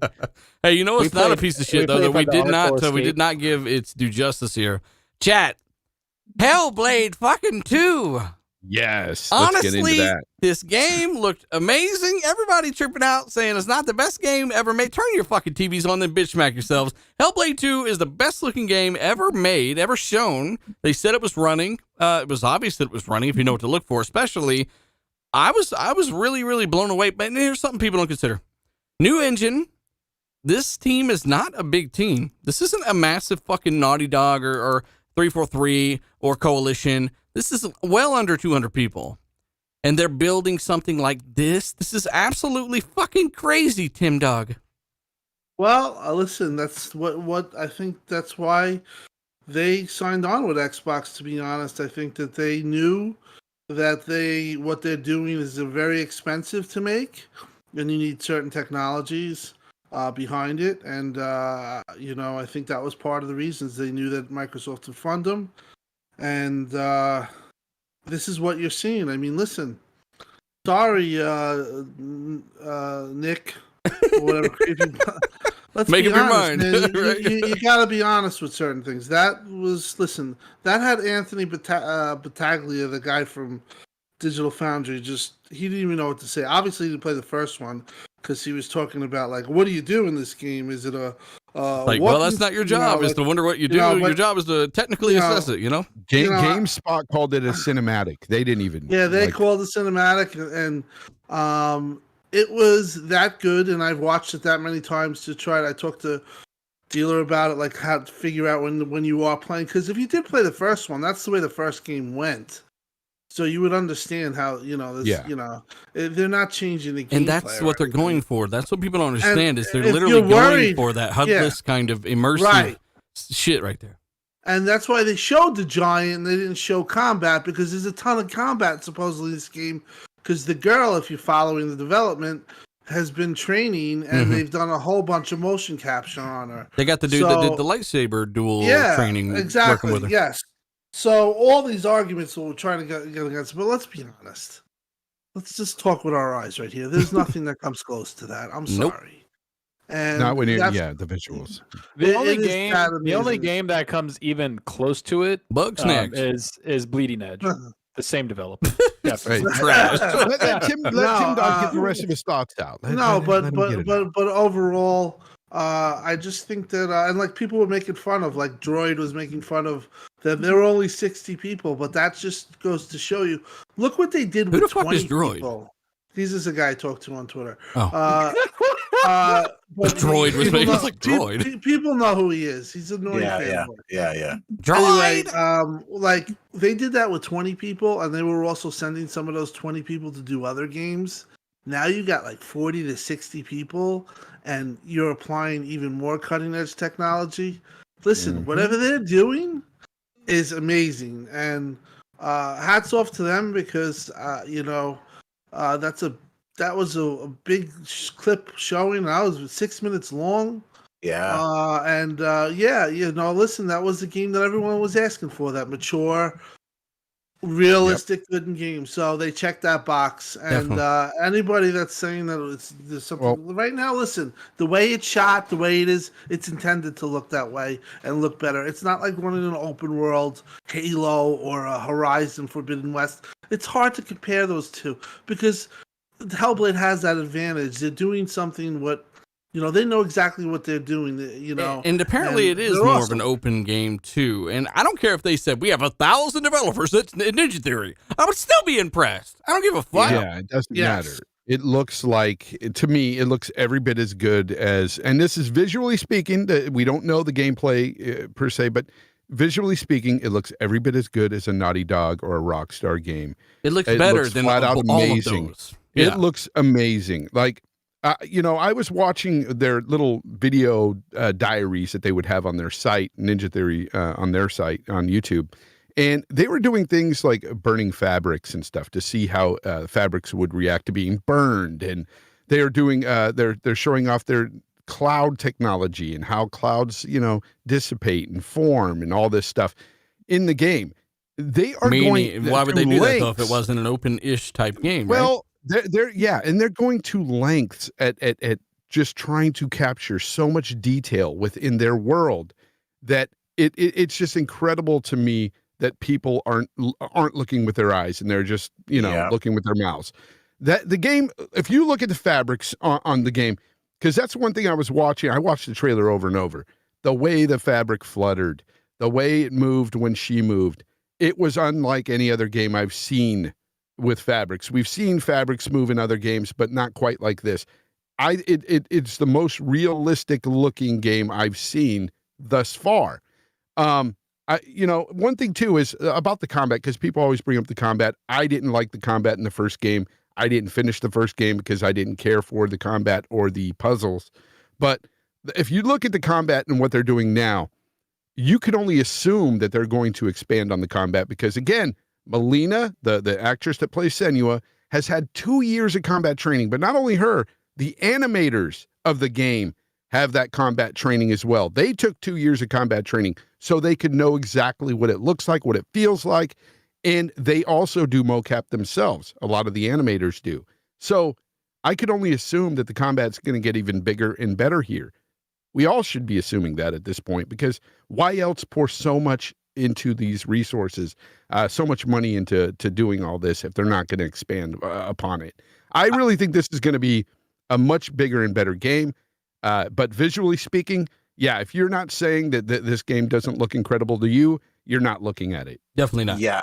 Yeah, I thought it looked incredible. First of all, the level of detail that was showcased and that it was in game should impress a lot of people. Now, I saw some people saying, well, she didn't look like the reveal. And I'll agree, she didn't look like the initial reveal. That was in engine. This is actually in game. So that was to give us an idea. And yeah, her face is not as detailed as that one image, but the backgrounds and the other characters and everything else that's involved in the scene is as detailed. And some people saying, oh, it's a cinematic experience, this and that.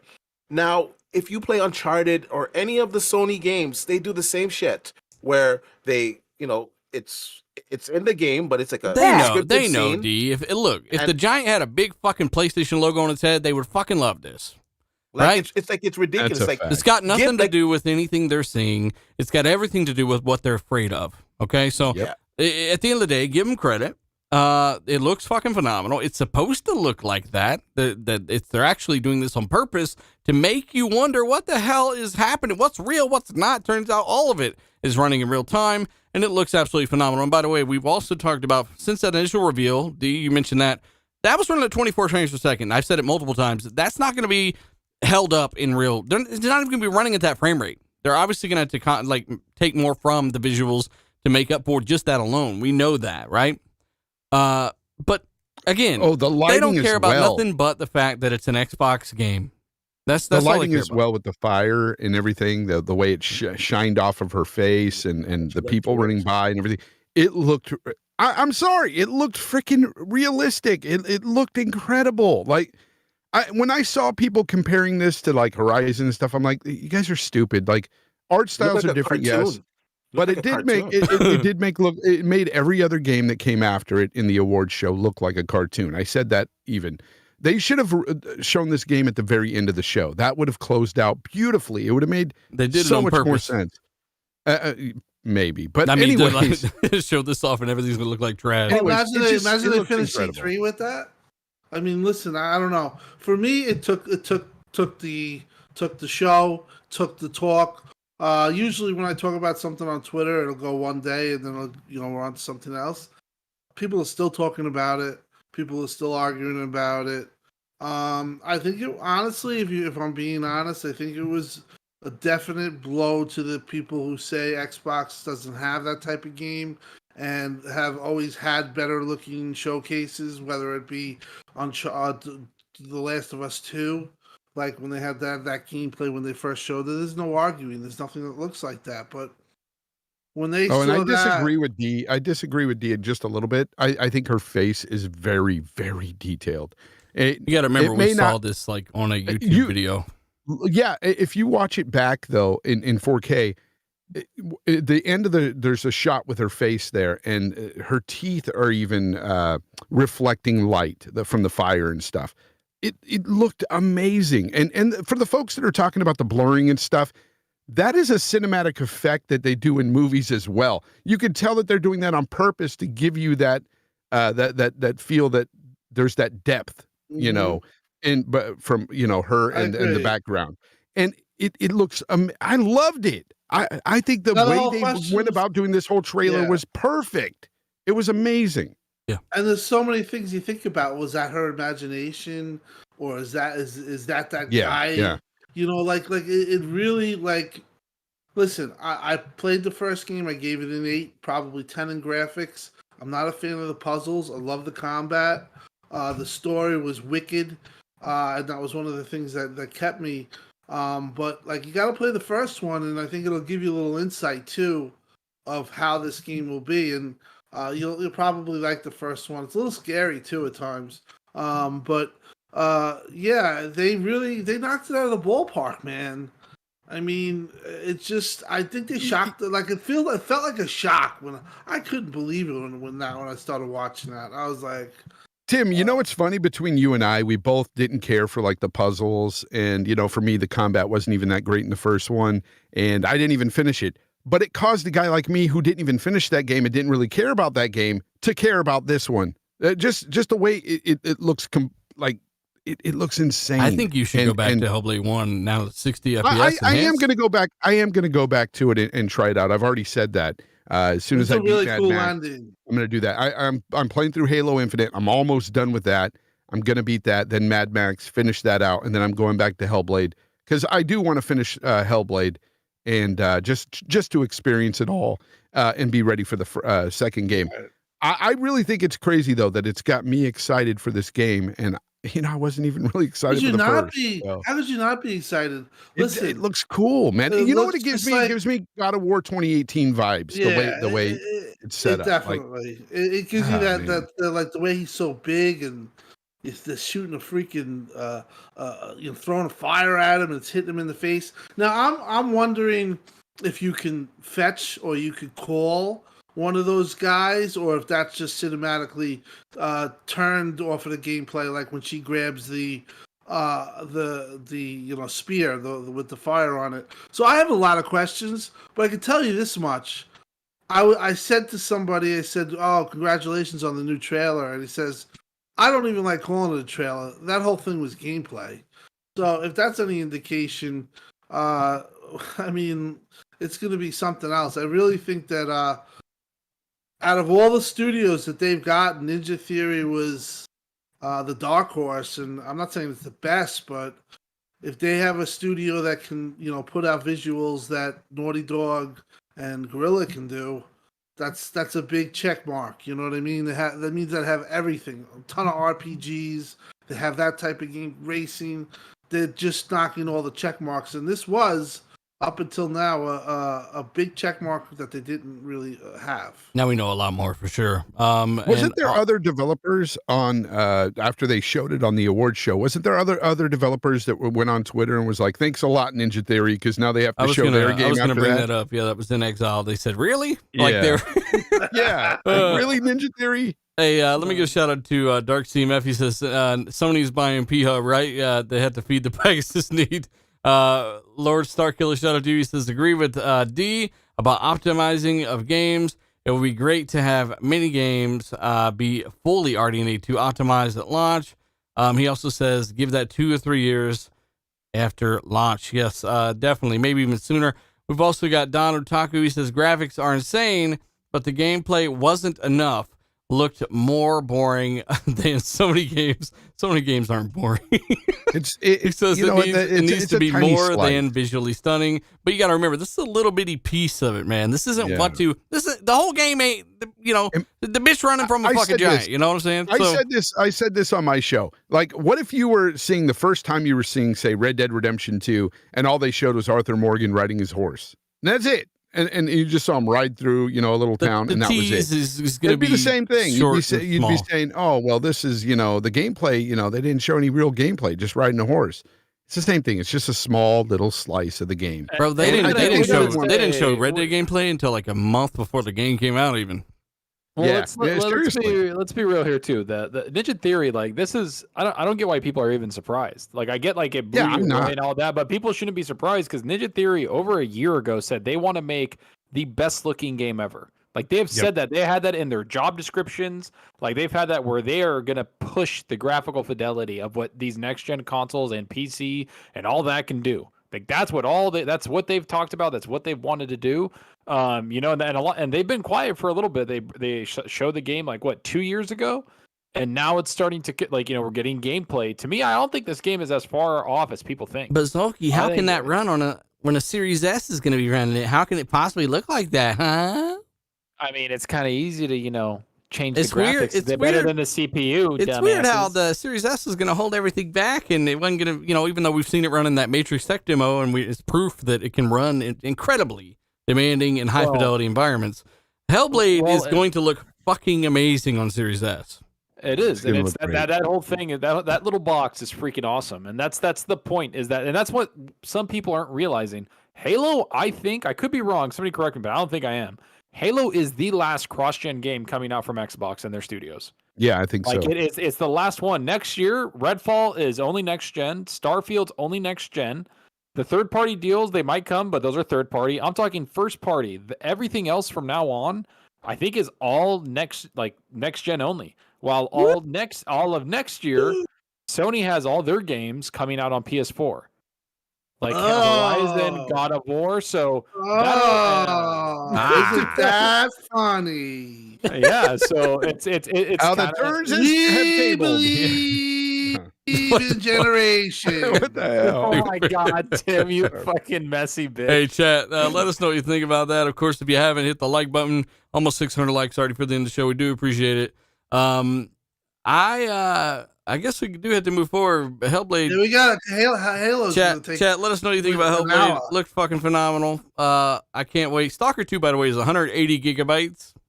180 on day one. That's the game that you said to me was the game show of the year for E3 for you. That game looked incredible. Yeah. Very interesting. How does it look now compared to Hellblade? It still looks amazing, but Hellblade. I've seen a lot more Stalker 2 than Hellblade, though. But I'll see Stalker 2 is incredibly impressive. Unreal 5, both of them. I saw the recent screens from Stalker 2, and it's really sharp and detailed. And that's coming in February. It's going to be another banger. And I just want to point out real quick, because I see a lot of the numbers of stock coming in and out of North America. As you guys know, blah blah blah. I post all the links. It was no surprise to me, to be honest, that Xbox won November, because they pushed a lot of consoles out last month.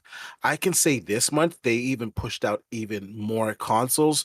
And the demand for Xbox, the Switch one, but Series X one. Switch ain't a console. Yeah, how dare you, it sir? is, but 13 frames. Whatever. Yeah, so basically, I believe December is going to belong to Microsoft again. The demand is really high for any type of Xbox Series X console. And let's just be honest, right now, like I'm not gonna say there's no demand for the PlayStation. Of course, there's demand for the PlayStation as well, but there's nothing really new on there to play, and all of their games that they released so far, they're on the PlayStation 4 as well, pretty much, except for like what. Why you got to be hating, or whatever.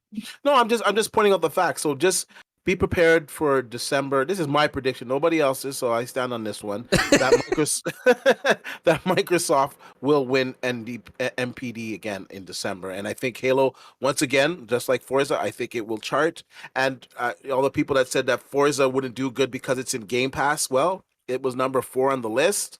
It was in Game Pass. It was on PC. It was on Steam. It was on less platforms and all these other games, yet it still was the most successful Forza game ever. So that narrative that Game Pass kills games, you can take it and shove it up your It was already dead a long time ago, right? I want to see what Halo does, man, because Halo reviewed very well, and I got to say, man, I love the campaign. It's my game of the year, and I want to see what people think about it. I want to see how much it sells. I want to see what consoles it push, and obviously what Game Pass it pushes. So that's you know. Real quick, you were talking earlier, Zocker, about next year and Xbox. What first party or what games are going to be cross gen going forward? None. I don't think so. I think Redfall is first party. That's going to be Series X only and PC only, and then the Starfield is next gen only. Yeah, next gen only for Starfield as well. Nothing. Yeah. That's what I'm saying. Halo is the only one. I don't think there's anything else. And Horizon Forbidden West and God of War are both cross gen next year. And I think Ghostwire might be cross gen. That's too. really huge. Sure. That's really huge. That's a great point, because we want to see what happens to these games as they start leaving last gen behind.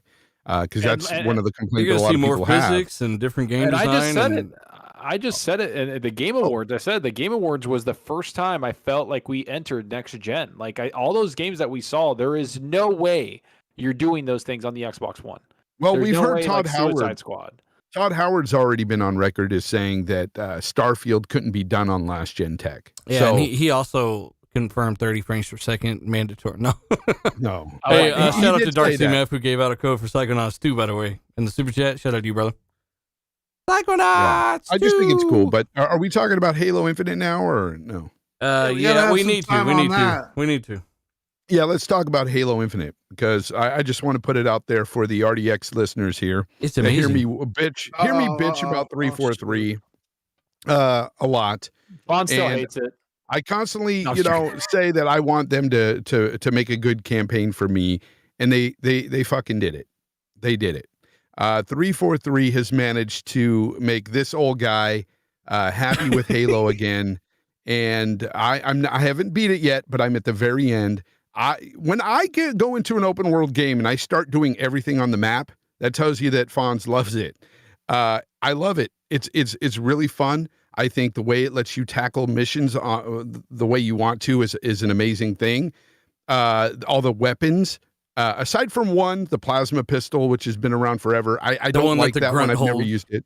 Yeah, I never used that one, but all the other weapons I've had use for, and I really, really enjoy everything about the game so far. Really enjoy it. Yeah, the weapons are really good.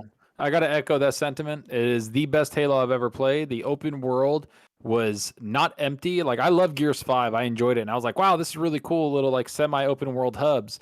But this is not what that is. This is a full-fledged open world that's not empty. There is so much going on. The verticality of that map is insane. The mountains going into stuff, like there's parts where I found like caves that actually have enemies in it in the mountains, and you go in there and like I guess the built mountains that look like mountains, but it's like metal, and you could go in there. There's a bunch of mountains and stuff. Yeah, there's a bunch, and everything, and the whole world is like I loved it. I just beat the game actually today on heroic. I have over 1,060 achievement points in that game already. Like, that game, I've done every single thing in the open world. I absolutely love it. They pulled it off. I don't care what anybody says. Keep 343 on Halo. Let them, expand it without them building an engine. I just want to see what they do in the next campaign, because now that they're not building the engine, now that they're not struggling and having all this leadership bullshit, keep Joseph Staten in there. Yeah. Do whatever you got to do. But Jesus, this game was so good. It was so good. I do have to add that it is also my favorite Halo campaign so far. Yeah, I would say, it really is that good. Between this and Halo 2 for me, because I thought Halo 2's ending was a little bit better, but the potential for this damn game. I haven't experienced that ending, bro. I haven't experienced that yet. Hang on. The potential for this platform. This is a game that will get visual updates over time, right? it will look drastically better by its end. And it already looks really, really good, but it's such a blast to play. And I said this in my review. I loved everything about this game, for almost everything except for the ending. And, the gunplay is just right from the multiplayer, top notch. The co-op when it hits, which is unfortunate that it didn't hit, this is a game that screams co-op, and it's going to be such a blast because one of you's going to be able to use a threat sensor, one's going to be able to throw down a fucking shield. You're going to be able to use these abilities together, seemingly, and, tackling harder difficulties with a friend. Maybe two. How many people are going to be in co-op, by the way? Anybody in the chat know? I have no idea. They haven't announced really what's going to be. I would say two. I was going to say two. And because they got four. They got four of those weapon spawning. They got four of the weapon spawning areas at the bases you can capture. They got four of them. I don't know what that means for Colt. Actually pointed that out. True. That's true. So I don't know if that means there's gonna be four people. If it's 4 people co-player, that's insane. How the hell that game running is beyond me. That would be that on Legendary. I mean that's a fucking blast. Listen, an open world Halo game with four of us. I mean, that's I'm saving Legendary for co-op. I'm saving there. Same. I had to toggle down off of Legendary, man. It was pretty difficult, man. but I kept it at heroic, and I'm playing it through heroic right now, and it's still difficult because like the snipers, they get you pretty good. The aim's a lot better. The AI is a lot smarter, and I'm not done it yet, obviously, but I'm going around because there's so many Easter eggs in there, and I'm hearing of all these Easter eggs online. Go to the top of the mountains, you'll see a bunch of stuff. There's a lot of Easter eggs, man. Once you get the Scorpion tank, get the Wasp, it'll make a lot of those VTs a lot more interesting. Do you know what makes the game so good? The thing that makes the game so good, where I think I was in party with you guys, and I was like, holy shit! I didn't record it because it wasn't recording it. I was just playing the game. But it's like I had the Wasp and I was flying around, and then they have this like ability where they can shoot you and kind of make your power go out on your like an EMP rifle. Like an EMP rifle. So I had that happen to me, and then I started hearing it like it's about to blow up. So I jump off, and one of the enemies is flying their own vehicle. So I grapple hook onto them, get it, start shooting. That thing starts blowing up. So I jump out of that and then rocket below me and like blow up a base. It was like, I don't know, man, like the most holy shit like Halo moment. Yep. Like I've had since when I first launched it on the original Xbox. And for me, and I'm going to give my comments now. For me, this is rivaling the best Halo experience I've ever had. Now I'm midway experience through the game, but it is definitely there. 343 is definitely back. They did it. They got a multiplayer and campaign and nailed it. Do not let the motherfucker who led the team, Joseph. Don't if you let him go, Joseph Staten. Don't let Bonnie lead none of this shit. Joseph needs to stay there and duct tape this shit to his chest, and he's responsible for this shit from now on. All right, because it is a magical combination of things, Tim Dog. Yes, and also Pierre Hines. I heard through the back channels that he was very, very good and helped it a lot. Pete Hines from Bethesda. Not Peter Hines. Pierre Hines. Pierre Hines. I'm sorry. Oh, okay. Yeah, Pierre Hines. But no, I mean, listen. I just am very happy. I love his interaction. I love the AI. I love everything. I mean, I just the only thing I'm worried about is finishing the game, and that's when I know it's a good game. And the reason why I say that is because I know the experience is over. So, like, if I have to search around now, I feel a little bit better because now I cleared the map or whatever, look for Easter eggs, and play it that way. But honestly, it's the way Halo, I think, was the natural evolution. If you really think about it, the way to be played, it's absolutely incredible. Yeah. And very happy with it. I'm going to be playing it right after we get off the show. So many multiplayer is great too. Many people say, stuff like, "Oh, it's just Halo." No, it's not. It really plays differently because different mechanics now. That grapple hook changes everything for me. Mm-hmm. I don't even go around on any kind of vehicle or whatever unless I need to get like a Banshee or something. And that's a funny thing too because I grapple hook everywhere, right? Because I feel like Spider-Man in the game. It's so fast to get from point A to point B with that grapple hook. So I'm grappling to trees, mountains, whatever. And whenever I see a Banshee, I will grapple up to a tree, get up high in the air, and then grapple to the Banshee and just take a Banshee from whoever. and just fly that around to where I need to go at times. It's such a blast. You could just play it how you want to. And it's like they said, here's a sandbox with Halo characters and stuff. Go at these missions how you want to. Do what you want to do here. And like, you could even take some UNC soldiers with you. I had one time I was 6 deep. I had some UNC soldiers with me. We walked to this base, took it over together, and I gave them each rocket launchers and stuff so they could just blast everything because they don't run out of ammo. And it was just hilarious just watching them do this. And they even talk shit. They'll sit there and start talking crap like, you guys are losers. How does it feel to lose all the time? You know, and it made me laugh. Just freedom, like they're sitting there on their knees, like, yeah, shit, yeah. like, You guys were just tied up, and now you're talking all this shit. But you know, it's a blast, man. Like, for anybody to hate on this game, you know what? You're just not playing it, or you're not a gamer. You're if you don't have fun with this, I don't know what to tell you. It's a blast. Yeah, it's a lot of fun. I think it's some of the most fun you can have in any first-person shooter. And it's obviously going to be around a 9 for a lot of people. For me, it's a mid 8, and that's a great score coming from me. What do you give it, Fonz? I mean, you're almost done with it, but as of right now, I'd give it an 8.5 easy. And Zaki, with the multiplayer and the campaign, I've given it a 9.3. Tim, 9.5. Deep Batch. With the multiplayer in the game, 9. 9. All right. So, I mean, it's quality, man. It's what we asked for. This is why we asked them to push the game back a year. And, you know, you get better and better stuff here. I can't wait to see where they take it. That's part of the reason why, you know, things hit me a certain way is I'm like, fuck, I want more of this shit.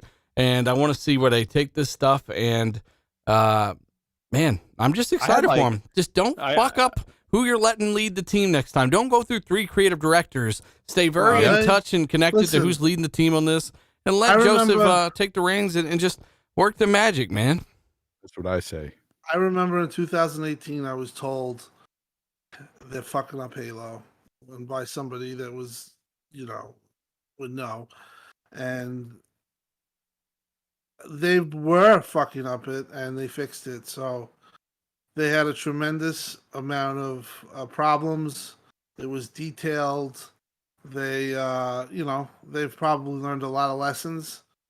But to get out of it with an 87 Metacritic and people saying it's easily their game of the year, and I mean, they haven't talked about numbers, but as Dee alluded to, the way it's selling, I'm thinking that Xbox is really doing well right now. God, so it's firing on all cylinders, man. It's crazy. It's honestly, it's been a long time coming, but they did it. They did what we kind of wanted them to, kind of what we built up to. But you know, I mean, now it's just you know, they got a great thing going. You know, hopefully they don't fuck it up. Yeah, I'm a lot more confident. Just keep it going. And honestly, it's just a quality game. That's all it is. At the end of the day, the gameplay is really good, and that's something that we've even when they showed that crappy preview and the first time they showed it, and people were like, "Craig, what the fuck, Poppins?" We always said the gameplay looked good. True. We said the guns and the gameplay, that was what looked good. That was the best part of it, which you can't really fix that in there, right? You can't like go back and be like, "Oh, let's recode this." You gotta, you know, if that wasn't good, then it would have sucked. The grapple hook, everything, the abilities. I use like in a heroic later on, like I used all of the abilities, everything. Like I realized that like I did everything in the open world for this moment. Like this is what I trained for. Like it's just that's what I loved about it. And there's so much more to this that they can do. And I don't know, man. You can't go back now. You have to make everything like make it open world.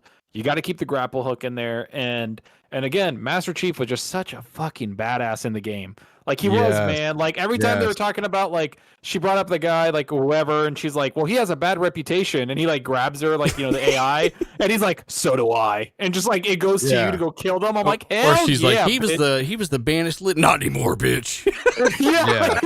Like he's just a freaking badass, bro. Yeah, he hasn't met me, bitch. You know, he's and you know what, and it's also his more human side too. Like they show that in the game as well.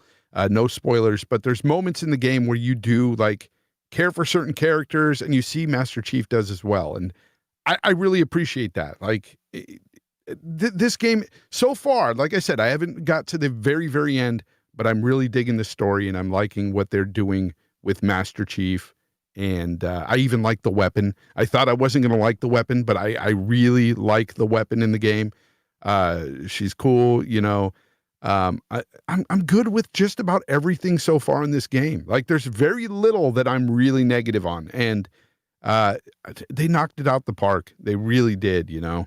They need to, I'm and I will say, a lot of people in the chat are saying like, so the world was beautiful. The open world it was great. I thought like a lot of like the little like crash sites were epic. I thought everything in there was epic, especially since you can grapple on everything and fly up and get like God's eye view of the entire map before you go into a situation, right? So you can kind of strategize. Like I love that part of the game. That was my most like I liked it. But I do got to agree, the next one they need to get a couple biomes, maybe some snow, desert, jungle. Yes. Stuff like that, like like I get it. This is the first open world they made, and I will say that there was variety. Like when you go up in the mountains, when you go like places that had water, like it looked a little different. But again, it was kind of the same. So if they open it up to different biomes in the next time or the next expansion or whatever the hell they do, the next Halo campaign, Yeah, that's what I was gonna say. Chef's kiss. Well, one That's thing what I think, Chef's kiss. Is that what you one said? negative thing, bitch. one fuck is negative chef's aspect kiss? that needs to be reiterated, and Dealer touched on this, I think, last episode. I just wish that they would tweak something with the AI, especially when I'm sniping at AI and all of a sudden everybody within that base starts shooting at me and they've got pinpoint accuracy. Like everybody hits you. Like Or you won't even shoot at them, but if you can see 9-foot them, they can see you. You know. You're a Yeah, 9-foot super soldier in green I would armor. like- They're like, there, get him. I would like a little more stealth aspect into the game. I would like a little less, everybody, all the AI knowing that I'm there when I'm so far away and I'm on one side of the, area, but they all just come rushing to the one side and shoot up at me. Make I like wish they would tweak that a recon bit. modifications. Like you stumble upon different Spartans in the game. One's a recon, one's a this, one's a that. Like, okay, that's a stealth unit, right? Maybe you can kind of modify Master Chief with, and I would like visual armor customization because I've been going around. I got like every band. I've assassinated every target. I've got almost all the lockers. I've almost helped all the people at the that are basically being contained. I would like some of the visual customization. Just let me mix and match armor from Halo 1 through 4 and 5. Like, I don't care. Anything, really, would be pretty Taking cool. cover works. Somebody said take cover. Yeah, that works, but the point is they all know you're there. Once you shoot once. Before you like they shoot, all know even, where if you're looking at them, a lot of times if you sit there for a few seconds, even from way that's out, true, they know too. you're there. That's just something to take note of. I get that whole thing. That part, man. I like that part. I thought it made it a little bit more challenging because, most Halos you can kind of whip through them, man. So I thought it was more challenging. Soccer, just on your part on the biodomes. I really do think that Biodome. when they Biodome? By that Sorry. movie? Sorry. Purple sticky punch. Go ahead. I do think new environments will come with some DLC. I think DLC is definitely coming with this game because they're going to release that patch or the update that enables ray tracing. And with ray tracing, it gives you the ability to display new, environments. So I think we're going to see some snow. I think we're going to see some other stuff. I think this game is going to be expanded on for quite some time. I don't think it's quite a one and done. I think we're going to revisit it more times, and I think you're going to actually get your wish. And I have to say that I hope the biodomes, damn it. I hope that happens, but also I think that with the AI, like I get what Fonz and Dealer are saying. That'd be kind of cool if they could make that a little better, where if you take somebody out like from afar and you snipe them. The other thing is there's no silencers. So when something shoots, it's like boom. So they hear it, and then I get if they looked around, right? Like where is he? Like something like that, right? Because they know you're there if they're hearing it. But the other thing is I like the AI when you're in the middle of a fight. Like the snipers would run away or go get higher ground and start shooting at you, while the brutes that drop in or whatever are full charging you.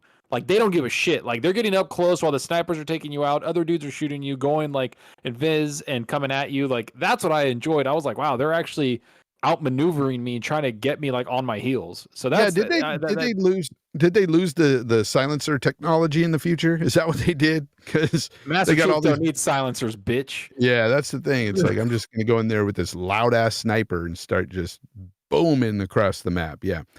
I don't know. It's just a small gripe, but at the same time, like I said, great game. You know what? I won't even go 8.5 right now because who knows if it changes at all by the end. But I would say it's a 9 for me right now. I'm having a blast with it. I'd have to give it a 9. Use a paid shield. No, it's really fantastic, man. Like I'm really having a good time. Thanks You for the hear paycheck, me in Matt Booty.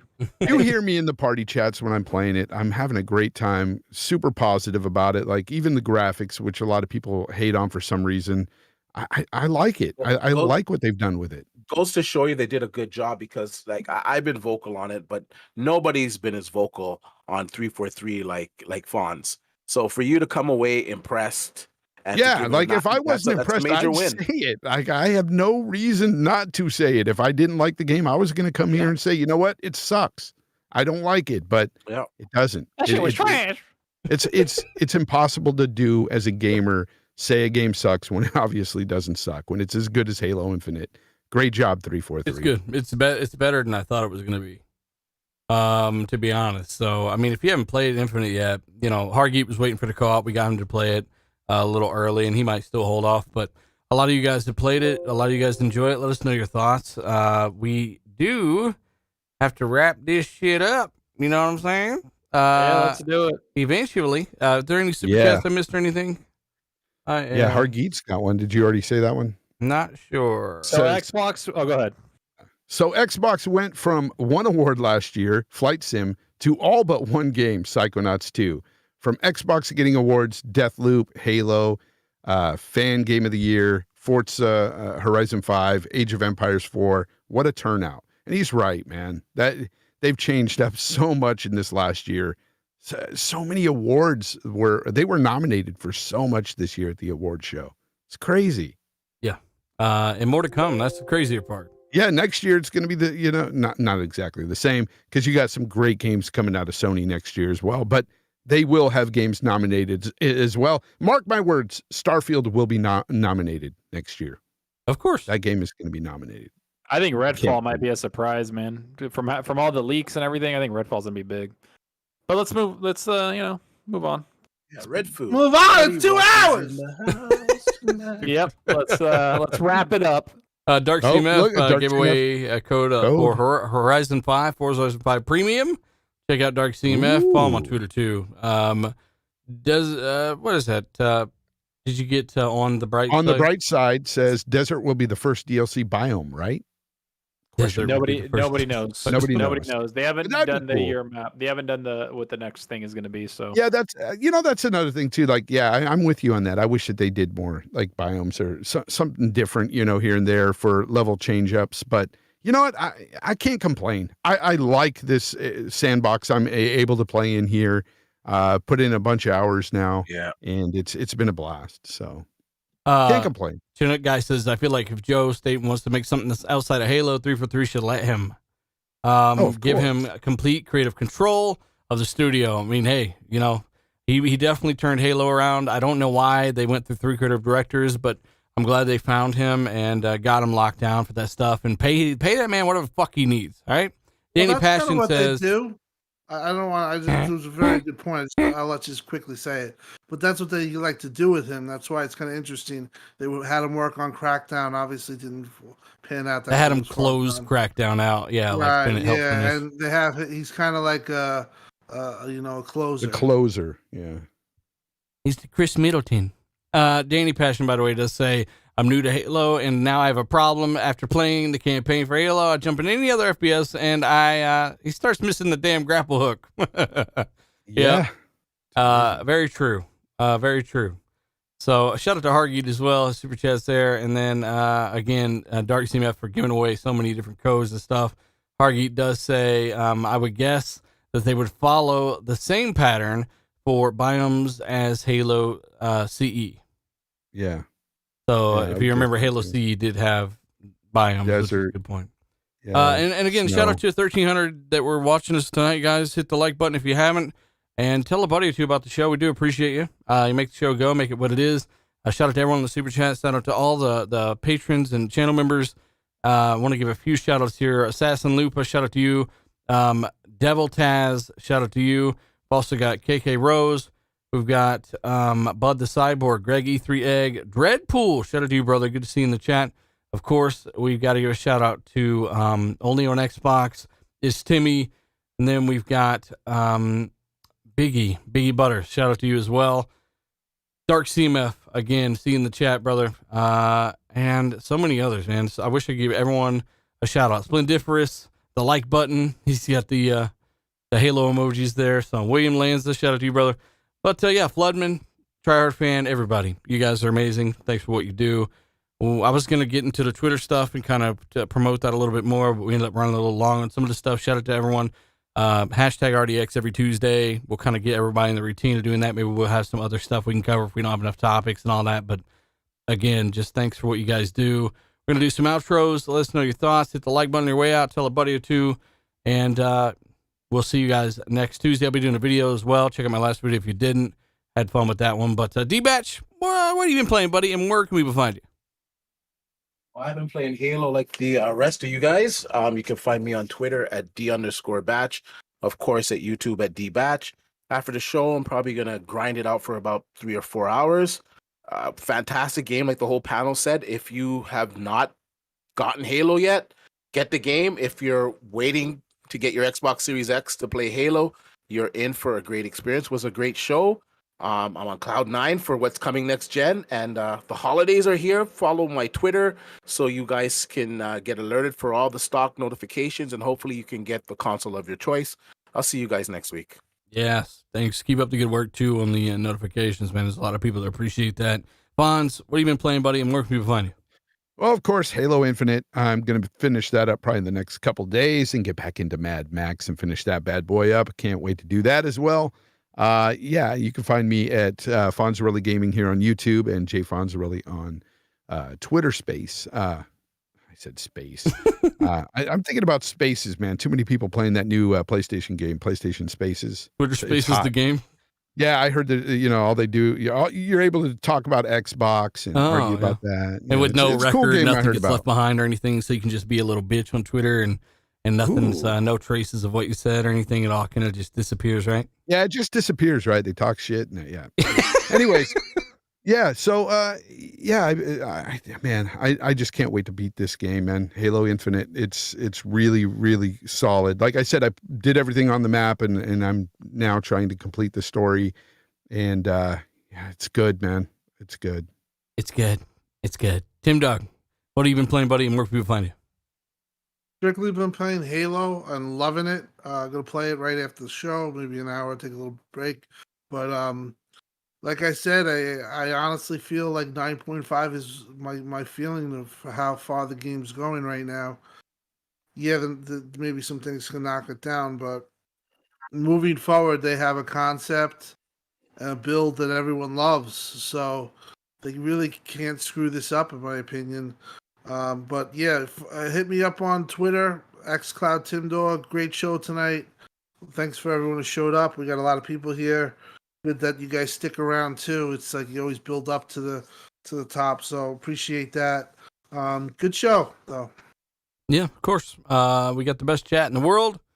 Stalker, buddy, what have you been playing? Where people find you? You guys find me on Twitter, Zalker87, YouTube, Zalker87, and I've been playing nothing but Halo, and I beat the game today. I absolutely loved it. I think I have like 30 hours in it, 31 hours of the campaign, played it on Heroic.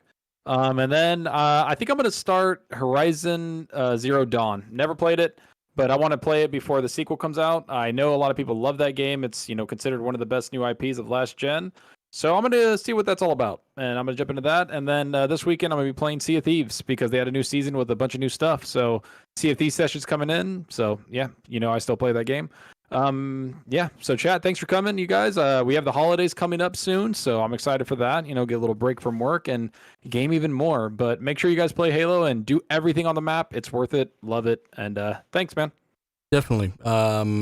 It is one of those games like Fonz was saying where you do kind of want to do everything because you want more from the world on this Halo ring and there's been people like someone speedrunning it on Legendary in 2 hours or some shit. Like the game ain't that short, right? If you just beeline the story, it's probably like 6-7 hours. But that's not the way you should play the game. You're gonna want to do these outposts and experience what we've experienced, right?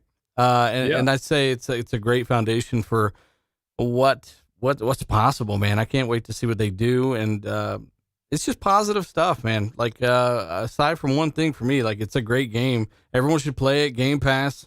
If you haven't, let us know why the fuck you haven't. And if you have, some people got real issues, right? Like they want co-op, they're waiting for that stuff. I get it.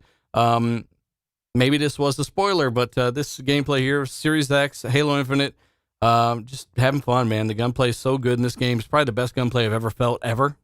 Is the reason everyone's doing such cool shit all the time in this game.